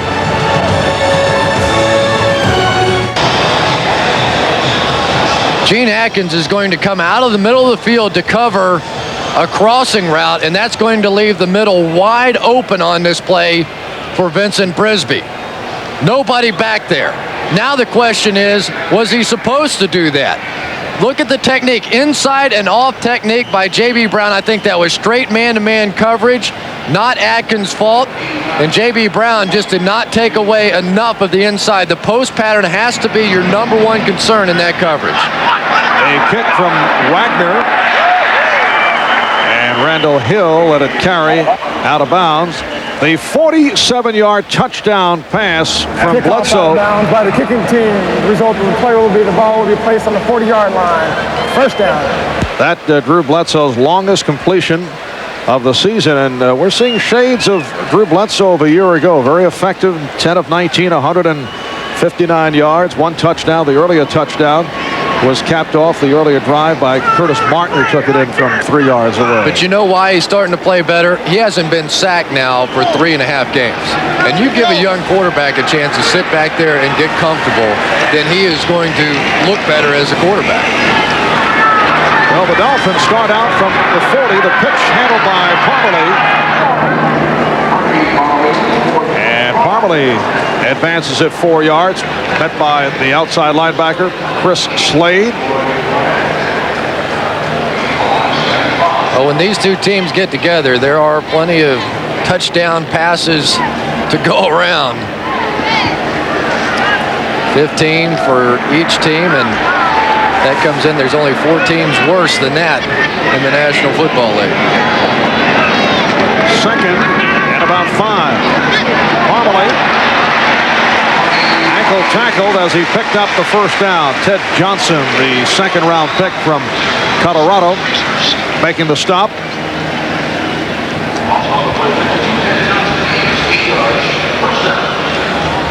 Widener, who, remember, filling in for the injured Chris Gray, pulling around and does a nice job pinning Vincent Brown on the inside. A lot of times those offensive linemen, they don't even know who they're going to block coming around the corner.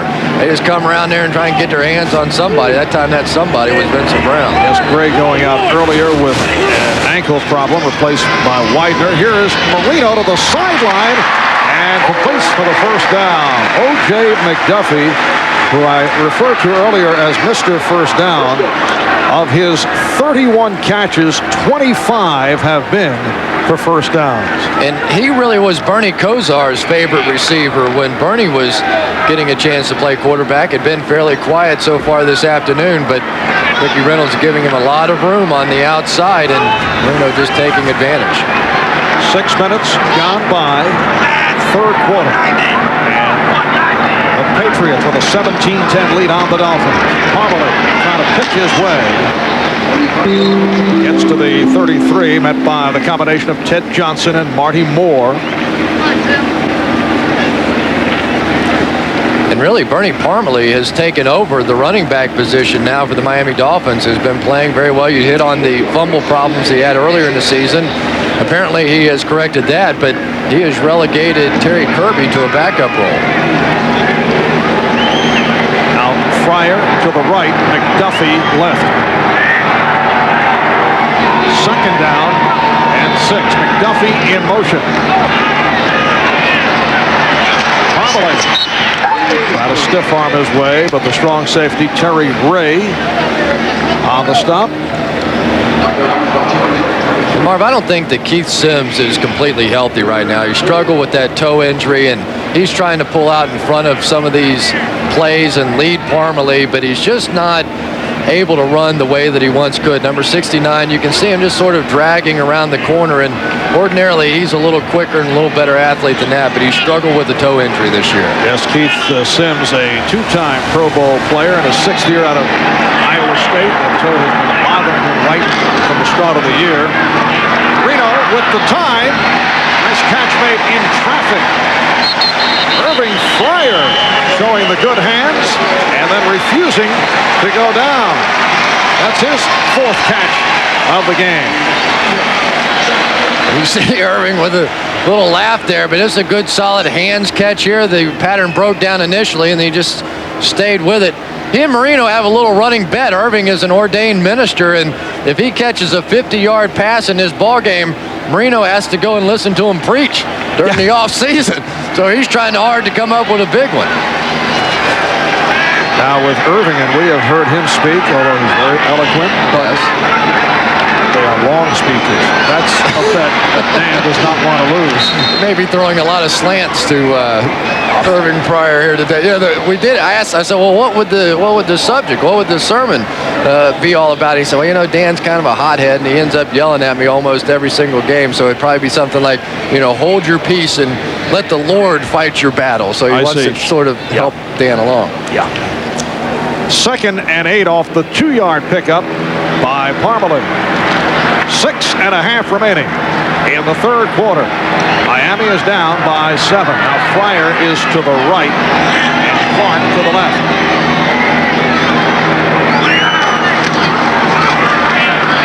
Marino slipped and then was able to complete to O.J. McDuffie for the touchdown. McDuffie beating Hurst, a 20-yard pass play, and the Dolphins are within 1, and that is TD number 340 thrown by Marino. Now 2 to tie Fran Tarkenton and 3 to break that record as he continues to close in, and this is shaping up a little bit like the last time these two teams got together here in Miami. The shootout has begun. Marino, 18 of 26, 254 yards, 2 touchdowns. Drum roll, please, for this extra point. Stoyanovich.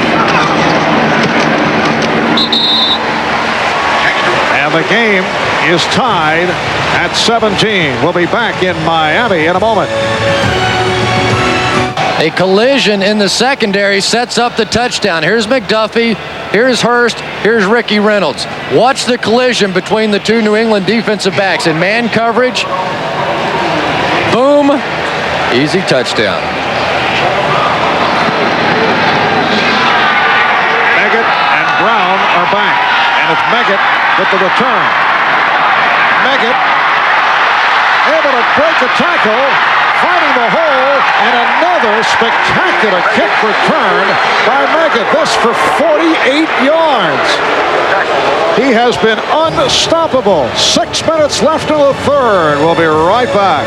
Dave Meggett giving special teams coach Mike Westhoff a headache in this one. That's back-to-back long run backs. And Meggett just does a great job not getting too excited once he gets inside the hole, making his move. And then Stoyanovich looking like a bullfighter with an Olay move.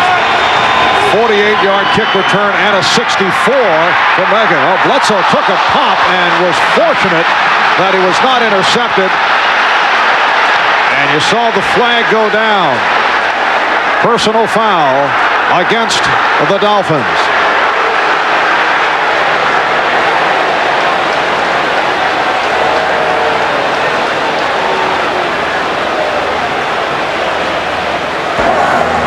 personal foul. A roughing the passer on the defense, number 90. It was a blow to the head. 15 yards, automatic, first down. Whether you're late or not, if you hit the quarterback in the head, it is an automatic 15-yard penalty. At the end of the play, you see Coleman come up and strike. The initial hit was perfectly clean by Bowens, and then the blow to the back of the head, 15 yards, automatic. And Brian Cox almost had an interception. Wouldn't have meant anything, though. First down at the Miami 38. Bledsoe goes short range. Martin. And he's able to pick his way for a first down. Michael Stewart on the stop. It's good for 16 yards. Chris, you look at the Patriots' last 5 possessions, punt, and then touchdown, field goal, and touchdown. And they are working the ball to this Curtis Martin. He is beginning to look like Marshall Faulk in the sense that he has become such a big part of the offense, both catching the football, running the football. He's doing it all right now, and Ben Coates is nowhere to be found. It's a first down at the Dolphin 22. Again, Martin found the hole. The offensive line continues to do an excellent job as Martin gets inside the 15-yard line against Stewart on the tackle. Dave Wollaball doing a good job right in the middle of the center. They're going with the double team, and then the guard will come off and help on the linebacker. And Marvin, really, it's not anything complicated. I mean, this is just straight power football. They're just going man on man and blowing them off the ball. And this is an excellent run defense. Second down and 2. Martin stopped with second effort and then taken down by the strong safety Stewart. It was interesting talking with Tom Olivadotti yesterday. He said, I asked him about the Patriots running game. He said, you want to see the Patriots running game? And he sat down with a piece of paper and drew 3 plays. He said, that's it. That's all they do. They run these 3 plays. It's not like we don't know what they're going to do out there. We just have to go out there and physically beat them. And nobody has run the football on this defense the way that Curtis Martin is today. It's third and about a yard. 87 Coates in motion. Here's Martin. And we'll have to see where they spot it. Martin looking for the first down, trying the right side, met by Bowens and Stewart. Down to 3:46 remaining in the third quarter. The game tied at 17. And Marv, if this is short, I don't think Bill Parcells has a choice. This game is already setting up as one of those shootout kind of games. Dan Marino, the last 2 times he's had the ball up and down the field, no problem whatsoever. You just have to try and match him point for point.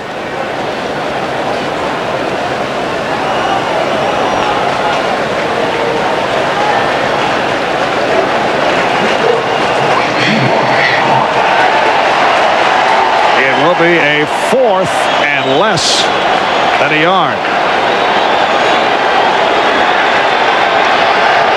Dave Meggett coming into the ball game now, so you don't expect power football out of this formation. And this capacity crowd, better than 74,000 at Joe Robbie, urging the Dolphin defensive unit on. 4th and less than a yard down at the 13. And it's a quarterback sneak. The Dolphins feel they stopped Bledsoe. Did they get enough push?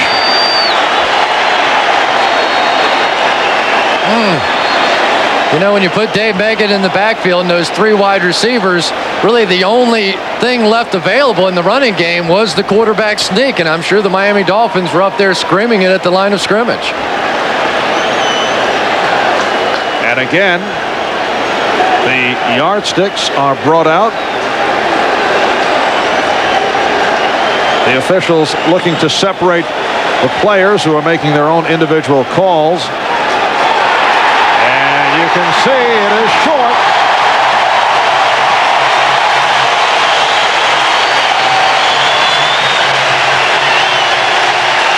So the Dolphins will take over, starting at their 13. With Dave Meggett on this side and nobody over here, the only possible run is with the quarterback. So now you take your tackles, you slant everybody inside, and they end up hitting Drew Bledsoe right in the face.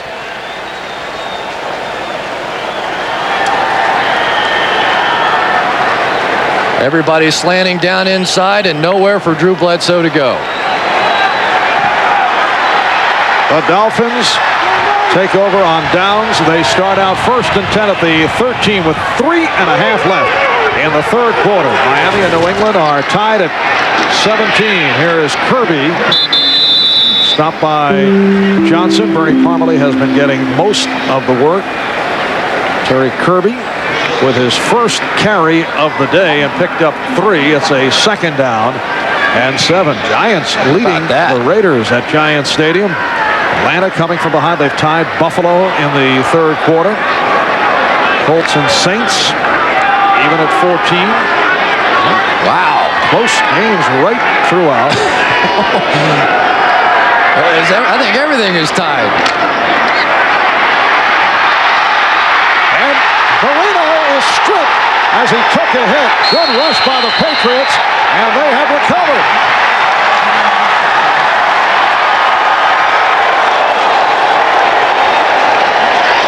The New England Patriots with the recovery. Reggie White coming up with the ball. Chris Slade coming in, getting the initial pressure, working against Terry Kirby, and then I believe it was Willie McGinnis who came around and cleaned it up. And I think Troy Barnett, the man who recovered. Let's see.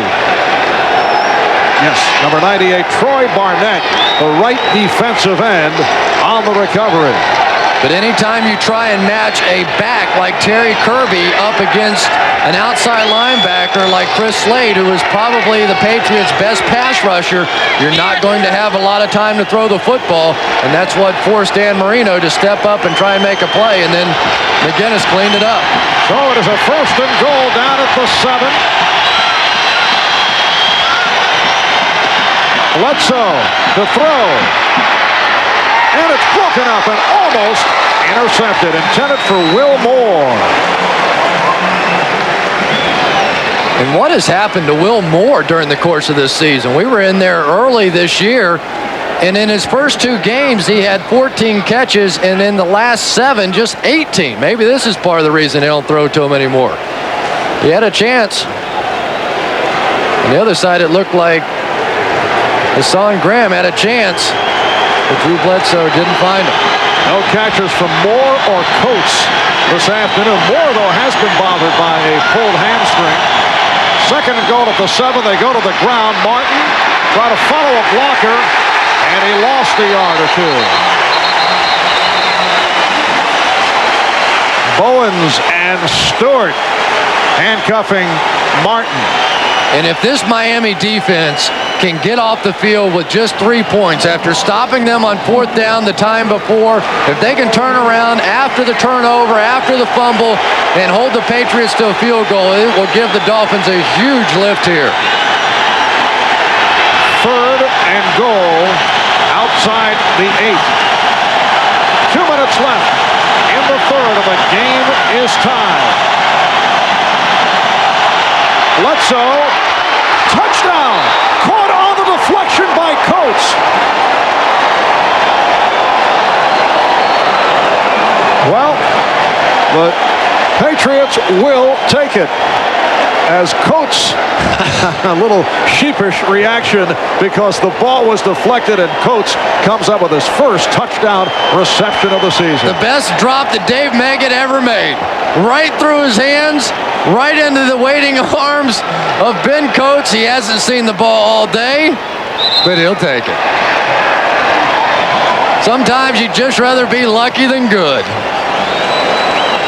All right, Matt Barr adds the extra point, and New England is up by 7. Dave Meggett here is going to come up, run a little option route across the middle of the field. No question, Bledsoe is going to him all the way. Picks him up out of the backfield, and then the deflection. And the bizarre thing was the way that the thing was deflected. Actually went back behind Meggett I mean, the most unusual place for that ball to end up, and for Drew Bledsoe, he said, things have been tough enough, I'll take it. And he had that exact tone also, yes. to be pointed out. You know, and even when you drop things, you can still chew on your mouthpiece, and for Ben Coates, what the heck, take it. All right, here's McDuffie on the kick return. And jammed up, running into the middle of the pack, and taken down at the 28-yard line. We are set for an update. Let's go to Greg Gumbel in New York. All right, Marv, at the Meadowlands, watch Giants quarterback Dave Brown. Quarterback draw, clean trail to the end zone from 11 yards out. The Giants lead the Oakland Raiders 13-10 in the fourth quarter, Marv. All right, Greg, and the Dolphins will start out from the 28-yard line with a minute 40 left in this third quarter in their last series. And Marino took a good shot, fumbled, coughed it up. It led to the New England touchdown. Now Marino with the time, and he's able to hit Eric Green. Eric Green coming rumbling over the middle and picked up 25 on that play.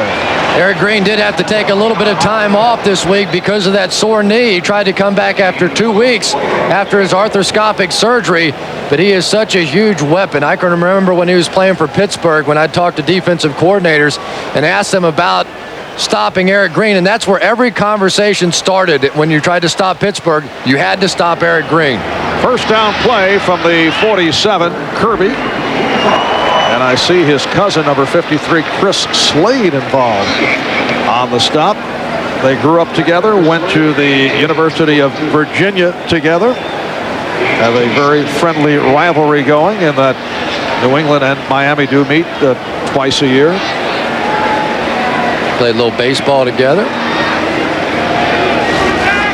2-yard pickup and a second down and 8 at the 45-yard line as this third quarter winds down. Moment to go. Off the deflection. Touchdown pass handled by Coates. Give the Patriots the lead. Marino again with the time.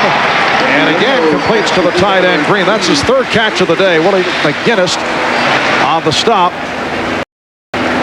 And it is a first down. Now just short of the first down. Third and about a yard. And that will do it for this third quarter. We'll be back after these words from your local station. Party of the National Football League and is intended for the private use of our audience. Any rebroadcast or other use of this telecast without the express written consent of the NFL is prohibited. Well, a low-key first quarter, and since then, it has been on fire for both Marino and Bledsoe, and New England is up 24-17. And now the first down is picked up by a diving Kirby as this fourth quarter gets underway. Marv Albert with Chris Collinsworth from Joe Robbie Stadium. Capacity crowd on hand, better than 74,000. The Dolphins at 6-3 coming in. New England at 3 up and 6 down. Patriots have won 2 of their last 3. Miami opened the season at 4-0, but then hit that bad period with Marino out of action. They have won their last 2 though over Buffalo and San Diego. There's Marino. No one inside. Now that one was close. Inside the pocket, and once the pressure is there, you can't just throw that thing away. Good day for both these quarterbacks. And Drew Bledsoe, a guy that he's not quite as emotional as Dan Marino, but certainly maintains his poise and wants to become a star in this league. He's just not that emotional leader yet that you see out of the veteran Marino. Second down and 10. Kirby off the pitch was tripped up. Played by Vincent Brown, who got him initially, and then Terry Ray made the tackle. Eric Green blocking down and Keith Byers blocking in there. That's a nice play, though, by Vincent Brown to get through there and just trip him up. You know, Marv, if New England should win this game, and you almost can't assume anything, obviously, but should they pull this one off, They next play Indianapolis at home and then at Buffalo, team obviously beatable. Then New Orleans and the Jets. So, I mean, you know, it's a long shot at best, but obviously any opportunity, they have to win here. Next 3 games are division games. 3rd down and 6, and Marino running for the first down, falling short.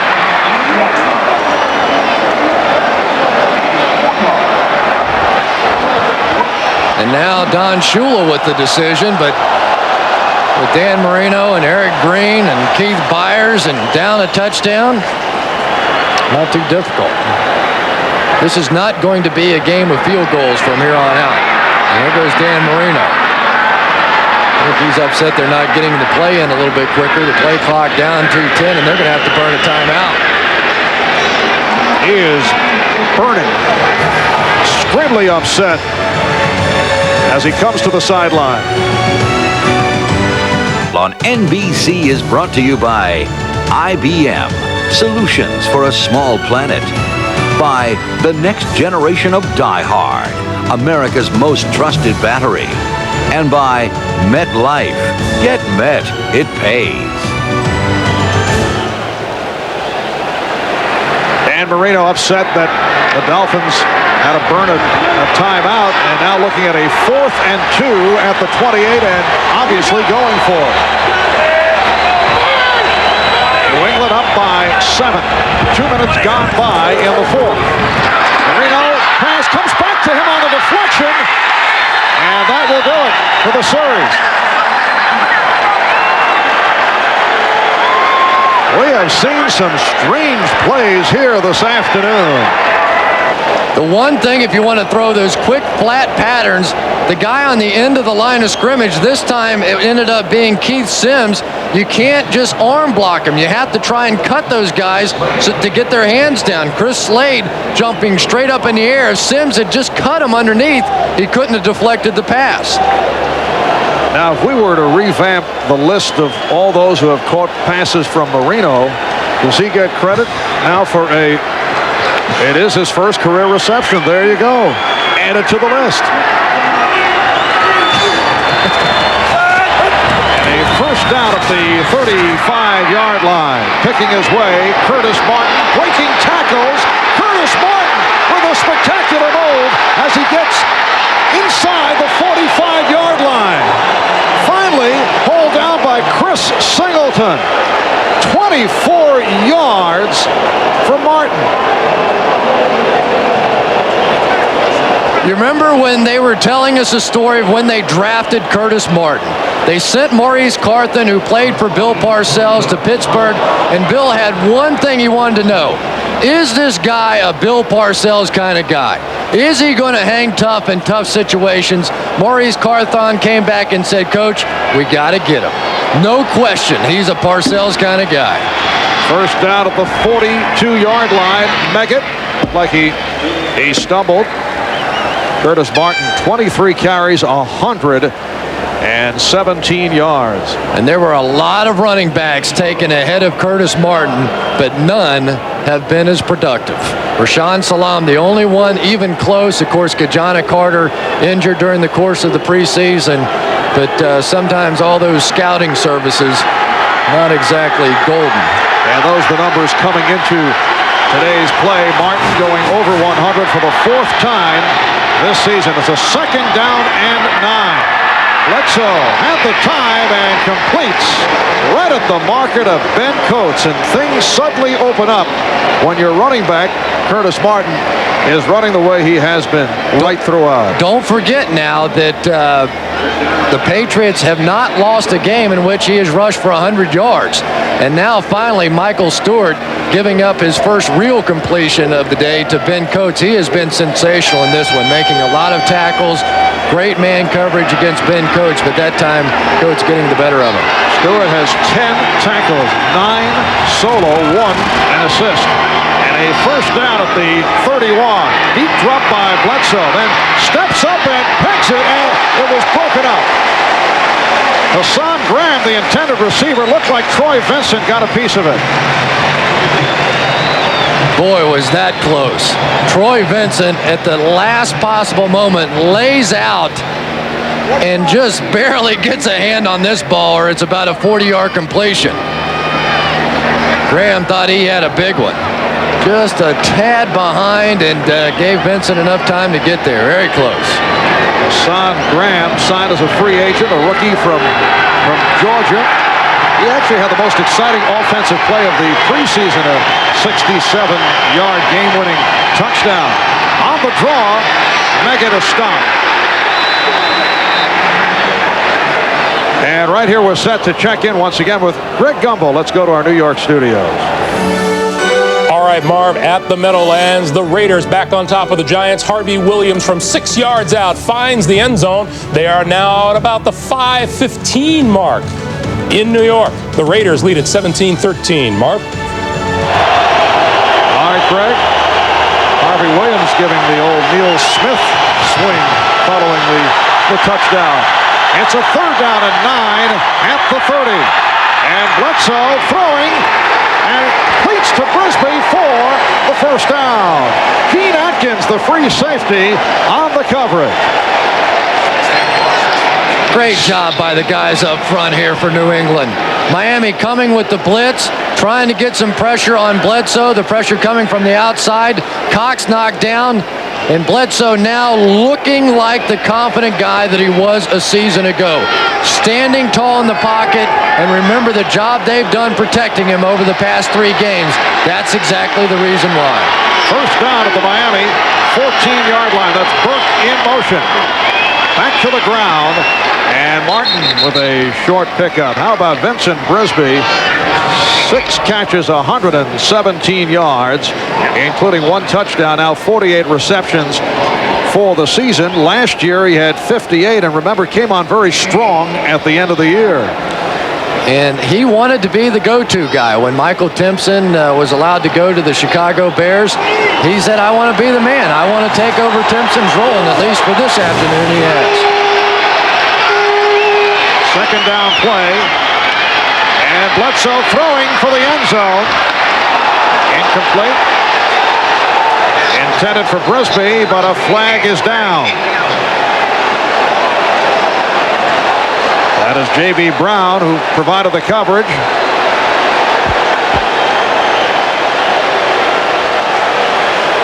I'm not sure this ball was even remotely close to being catchable. Pass interference against the defense, number 37. Foul happened in the end zone. The ball was spotted at the 1-yard line.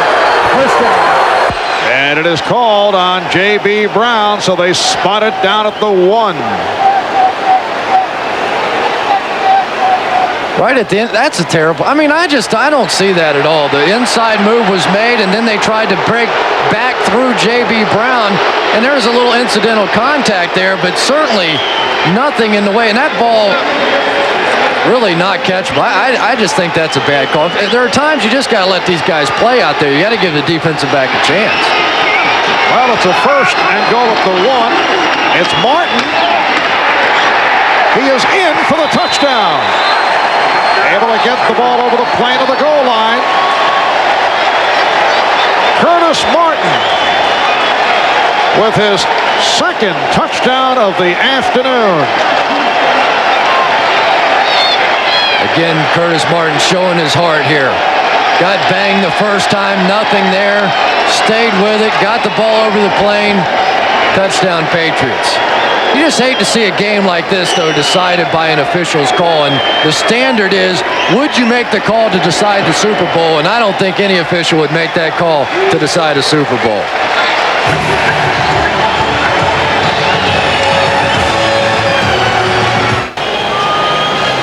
J.B. Brown was working on the officials during the timeout. And JB, I agree with you. But what they told us in our meetings with the officials this year when we met with them as a group with NBC was, would you make that pass interference call to decide the Super Bowl? And I don't think that the receiver put himself in a bad position, got down inside, so he couldn't get back out. Not J.B. Brown's fault. All right, here's McDuffie on the return. Now, is that an indication that calls should be different in games as opposed to the Super Bowl? Or are you saying every call should be made as if it is a championship game? Well, Mark, because the pass interference call takes up so much yardage. You know, it's a 30-yard, 50-yard, sometimes a 60-yard penalty. They want it to be an absolute. They want it to be a definite. They want to see pass interference, have everybody in the stadium say, oh, yes, I agree, that's pass interference. And so they want it to be a tougher standard. And the wide receiver on that play went down inside, and if he wanted to go post corner, he should have made his move earlier and not gotten past J.B. Brown. When he did, he turned around, ran right back into him. Most of that was created by the wide receiver. I understand that, but the standard should be the same. Whatever the sport, I never can understand why calls are different in certain games or certain stages of the game. That changes the consistency. And we see Kirby on a spin, stop up at the 29-yard line. Johnson and Hurst are able to make the tackle. Miami in its hurry up, second down and 5. New England now up 31-17. 31 points is a high for the year for the Patriots. Byers has a first down. Ricky Reynolds tripped him up, and now the crowd trying to get things going, urging the offense on a first down at the 39. 7:45 left in the fourth quarter. Marino out of the shotgun. Completes to Kirby, not able to find the running room. Vincent Brown was right there. Raiders with a 17-13 lead in the final minutes of the fourth quarter. Buffalo by 3 points over Atlanta. Buffalo and Miami come in at 6-3, tied for the lead in the AFC East. Another first down pass completed to Byers. Dan Marino now wearing them out underneath. The one thing that you have to be worried about in this situation in the hurry-up offense, a lot of times those offensive linemen get tired and they want to lay on a guy and do a little holding. Another 300-yard game for Dan Marino. His 51st career 300-yard game, and he adds to that with a completion to Byers. He is now tied with Dan Fouts for most 300-plus yard passing games. The records are just falling. Yeah, but every time he breaks a record, they lose the game. That is correct. Yeah, I mean, they really have. When he's broken a record and they take a minute to celebrate, they end up losing. Inside handoff, and Kirby gunning for the first down. McGinnis and Johnson on the tackle. We have 6:15 left in this fourth quarter. The Patriots with a 31-17 lead on the Dolphins. Miami continuing in its hurry-up. Parcells knows this one isn't over. Marino took the long look. And now completes to McDuffie for another first down. And O.J. McDuffie refusing to go down. This is starting to get good, but they can't settle for any field goals now. Dan Marino biding a little time, and O.J. McDuffie sees his quarterback out of the pocket and just keeps coming right back towards him. That's the reason he catches so many balls for first downs. He wants it in tough situations. And a first down at the 21. Marino picked off. He is intercepted by Myron Guyton.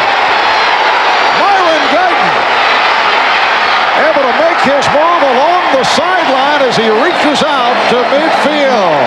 Myron Guyton, who played for Bill Parcells with the Giants in his 7th year out of Eastern Kentucky, has come up with his first interception of the season, and he goes 41 yards on the return.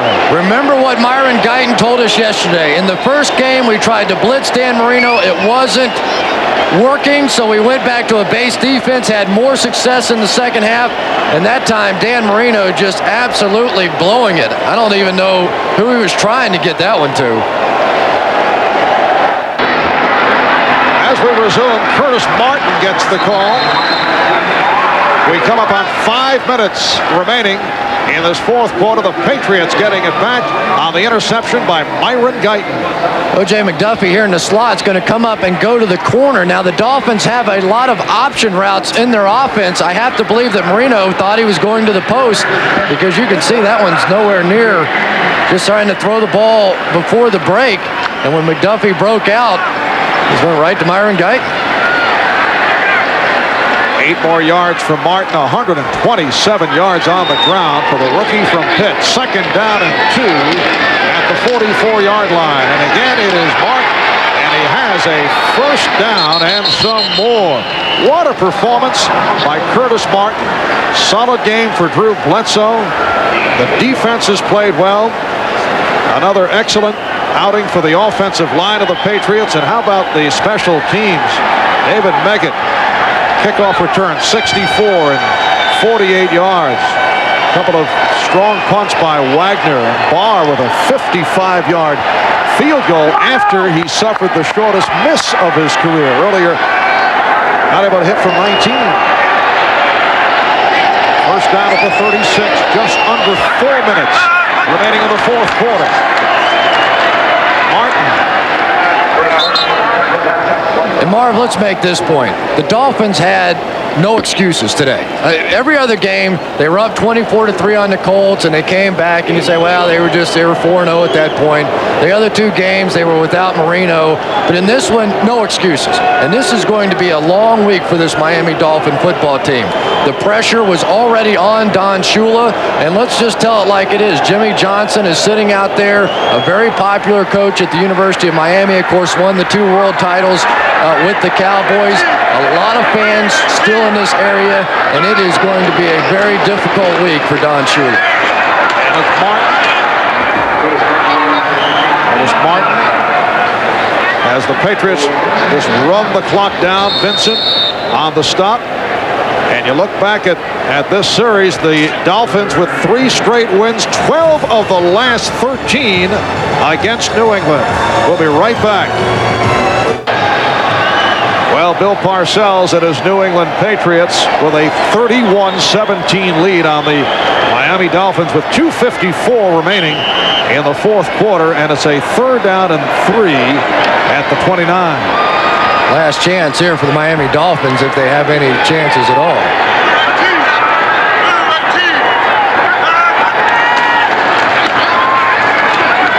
And Curtis Martin is stopped at the line. Chuck Klingbeil with the reps on Martin. And a timeout is called by the Dolphins. Well, the Patriots, very nice look at Bill with the tie. Very civilized here in this shot, but the Patriots still have a long way to go. They were able to turn things around last year with the 7 straight wins to make the playoffs. I don't know, can you do this 2 straight seasons? Particularly, you look at the way they're playing today. Schedule. The next 3 are all within the division. Next week, home for Indianapolis, then at Buffalo, home for New Orleans, the Jets at Pittsburgh, at Indianapolis once again. It's by no means a killer schedule. I mean, they definitely have an opportunity. And this is a tough decision right now. They're going to kick the field goal, but if Matt Barr misses this kick, that means that Dan Marino will take over at the spot of the kick, the 38-yard line. And there's still time remaining. It's a 46-yard attempt. Earlier hit from 55. Line drives it. And it is good. Parcells is loving that little guy right now, saying, yes, sir, little high fives all around. And as we discussed earlier, Matt Barr is not known as one who has been able to hit consistently from long range. Misses the shortest kick of his career and then comes back with 2 of the biggest of his career. In the clutch, long-time veteran. In fact, Chris, the thought was with Pat O'Neill, the 2nd-year man from Syracuse, as the punter, he would be the kicker who would be used in long-range situations. And Pat O'Neill had problems in his punting game and was replaced by Brian Wagner last week. So now it is strictly Matt Barr. Right, and Matt Barr is a clutch kicker. He played on 2 Super Bowl teams with the Steelers all the way back in '79. Hard to imagine that he was still playing back then. And then also with Bill Parcells and the Giants in '90. So if there's a clutch kick to be made, there's no question who Bill Parcells is going to send onto the field. And Parcells really thinks that this team has a chance. You know, it was amazing when we talked to him yesterday how optimistic he was about this football game. And Marv, he made a comment during that conversation. We were talking about his offensive line, and he said, I don't think I'm going to have to make a lot of changes on that offensive line for next year. I feel pretty good about it. And that's the first time I ever heard him talking about definitively what he was going to do for next year. Now, he didn't say he was coming back, but he was talking about next year. Yes, you get the idea that he is certainly feeling much better about things as McDuffie is able to reach out across the 20-yard line. We saw Bill several weeks ago, and he was really down. Different mentality yesterday. A reminder, coming up next, we will take you to China as Americans Fred Couples and Davis Love III will look for a record 4th consecutive victory against 31 of the world's best two-man teams. The World Cup of Golf next here on NBC. Bernie Kosar replacing Dan Marino with 2:32 to go in this fourth quarter. So Marino 27 of 37, 333 yards, 2 touchdowns, 2 interceptions. The records and another loss. So it's happened to them once again. Every time he breaks a record, they end up losing the game. And there is too much talent on this Dolphins team for them to have 4 losses. And the handoff for Kirby. Chris Slade on the stop, and you can hear the reaction from the crowd with the team down by 17 points, and the first call is to the ground. Kosar looking left, couldn't find anybody, dumps it off, and it's dropped by Robert Wilson, the backup fullback.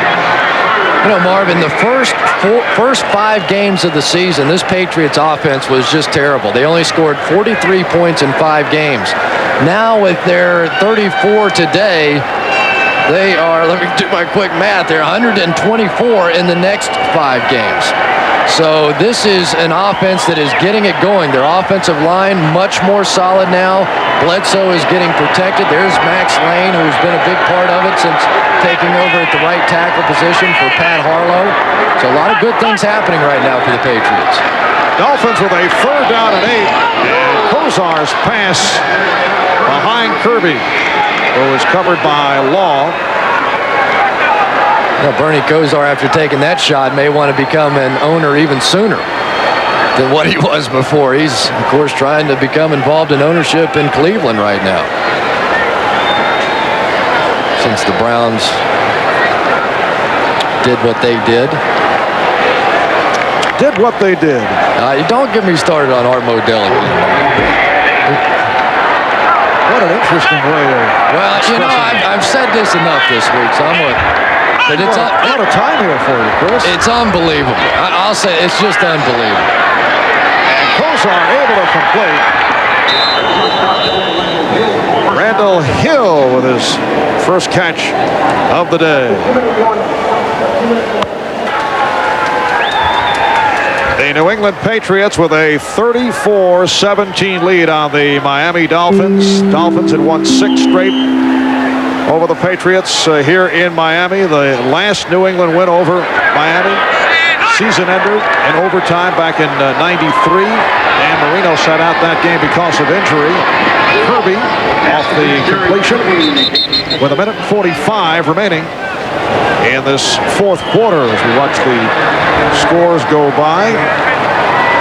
Well, it's hard to believe, but Buffalo with a win today all of a sudden becomes the team to beat in that Eastern Division. I mean, who would have ever anticipated that the Buffalo Bills, with all that they've had go wrong this season, Thurman Thomas with the hamstring injury, Andre Reed, Marv Levy not there with the prostate surgery, and now they are just playing so much tougher than what the Miami Dolphins are. Catch by Kirby for the first down at the New England 45 as we come up on 1 minute remaining in this fourth quarter. And the play is blown dead. Buffalo Bills in front of the Atlanta Falcons late fourth quarter, leading 20-17, and they hang on. They will be 7-3 while Miami drops to 6-4. Before the snap, there was a false start on the offense, number 78. 5-yard penalty, repeat, first down. Richmond Webb called on the penalty. And Indianapolis losing today, so they fall another game back. But all of a sudden now, look at the number 4 team down there in New England, and they get Buffalo coming up. Is that game next week or 2 weeks from now? In 2 weeks from now, after they play Indianapolis. And Bill Parcells told us yesterday, he said, we got 3 straight, against the guys in our division. So if it doesn't happen for us this season, we really have nobody to blame but us. And boy, there's a big old smile on Bill Parcells' face. I haven't seen many of those this year. Well, the killer loss for them, although certainly you have to respect what Carolina has done, is Parmalee picks up a first down. But the Patriots felt there were good signs, even though they lost to Kansas City. But the loss to Carolina really is damaging as you look now with a win here over Miami, because they beat Buffalo, they beat the Jets. Well, you know what they did in that game, Marv? They came out and Kerry Collins, the rookie quarterback out of Penn State, and they tried to blitz him. And they sort of lost their strategy and left the middle of the field open, and they hit some big plays against him. Clock is running down, 5 seconds to go, and that will wrap it. Wow. The New England Patriots defeating the Miami Dolphins 34-17. The Dolphins had won 12 of the last 13 against the Patriots. A terrific all-around performance by New England. We'll be back in just a moment. A rookie from Pitt, Curtis Martin, 142 yards. Pretty nice follow-up on the 100.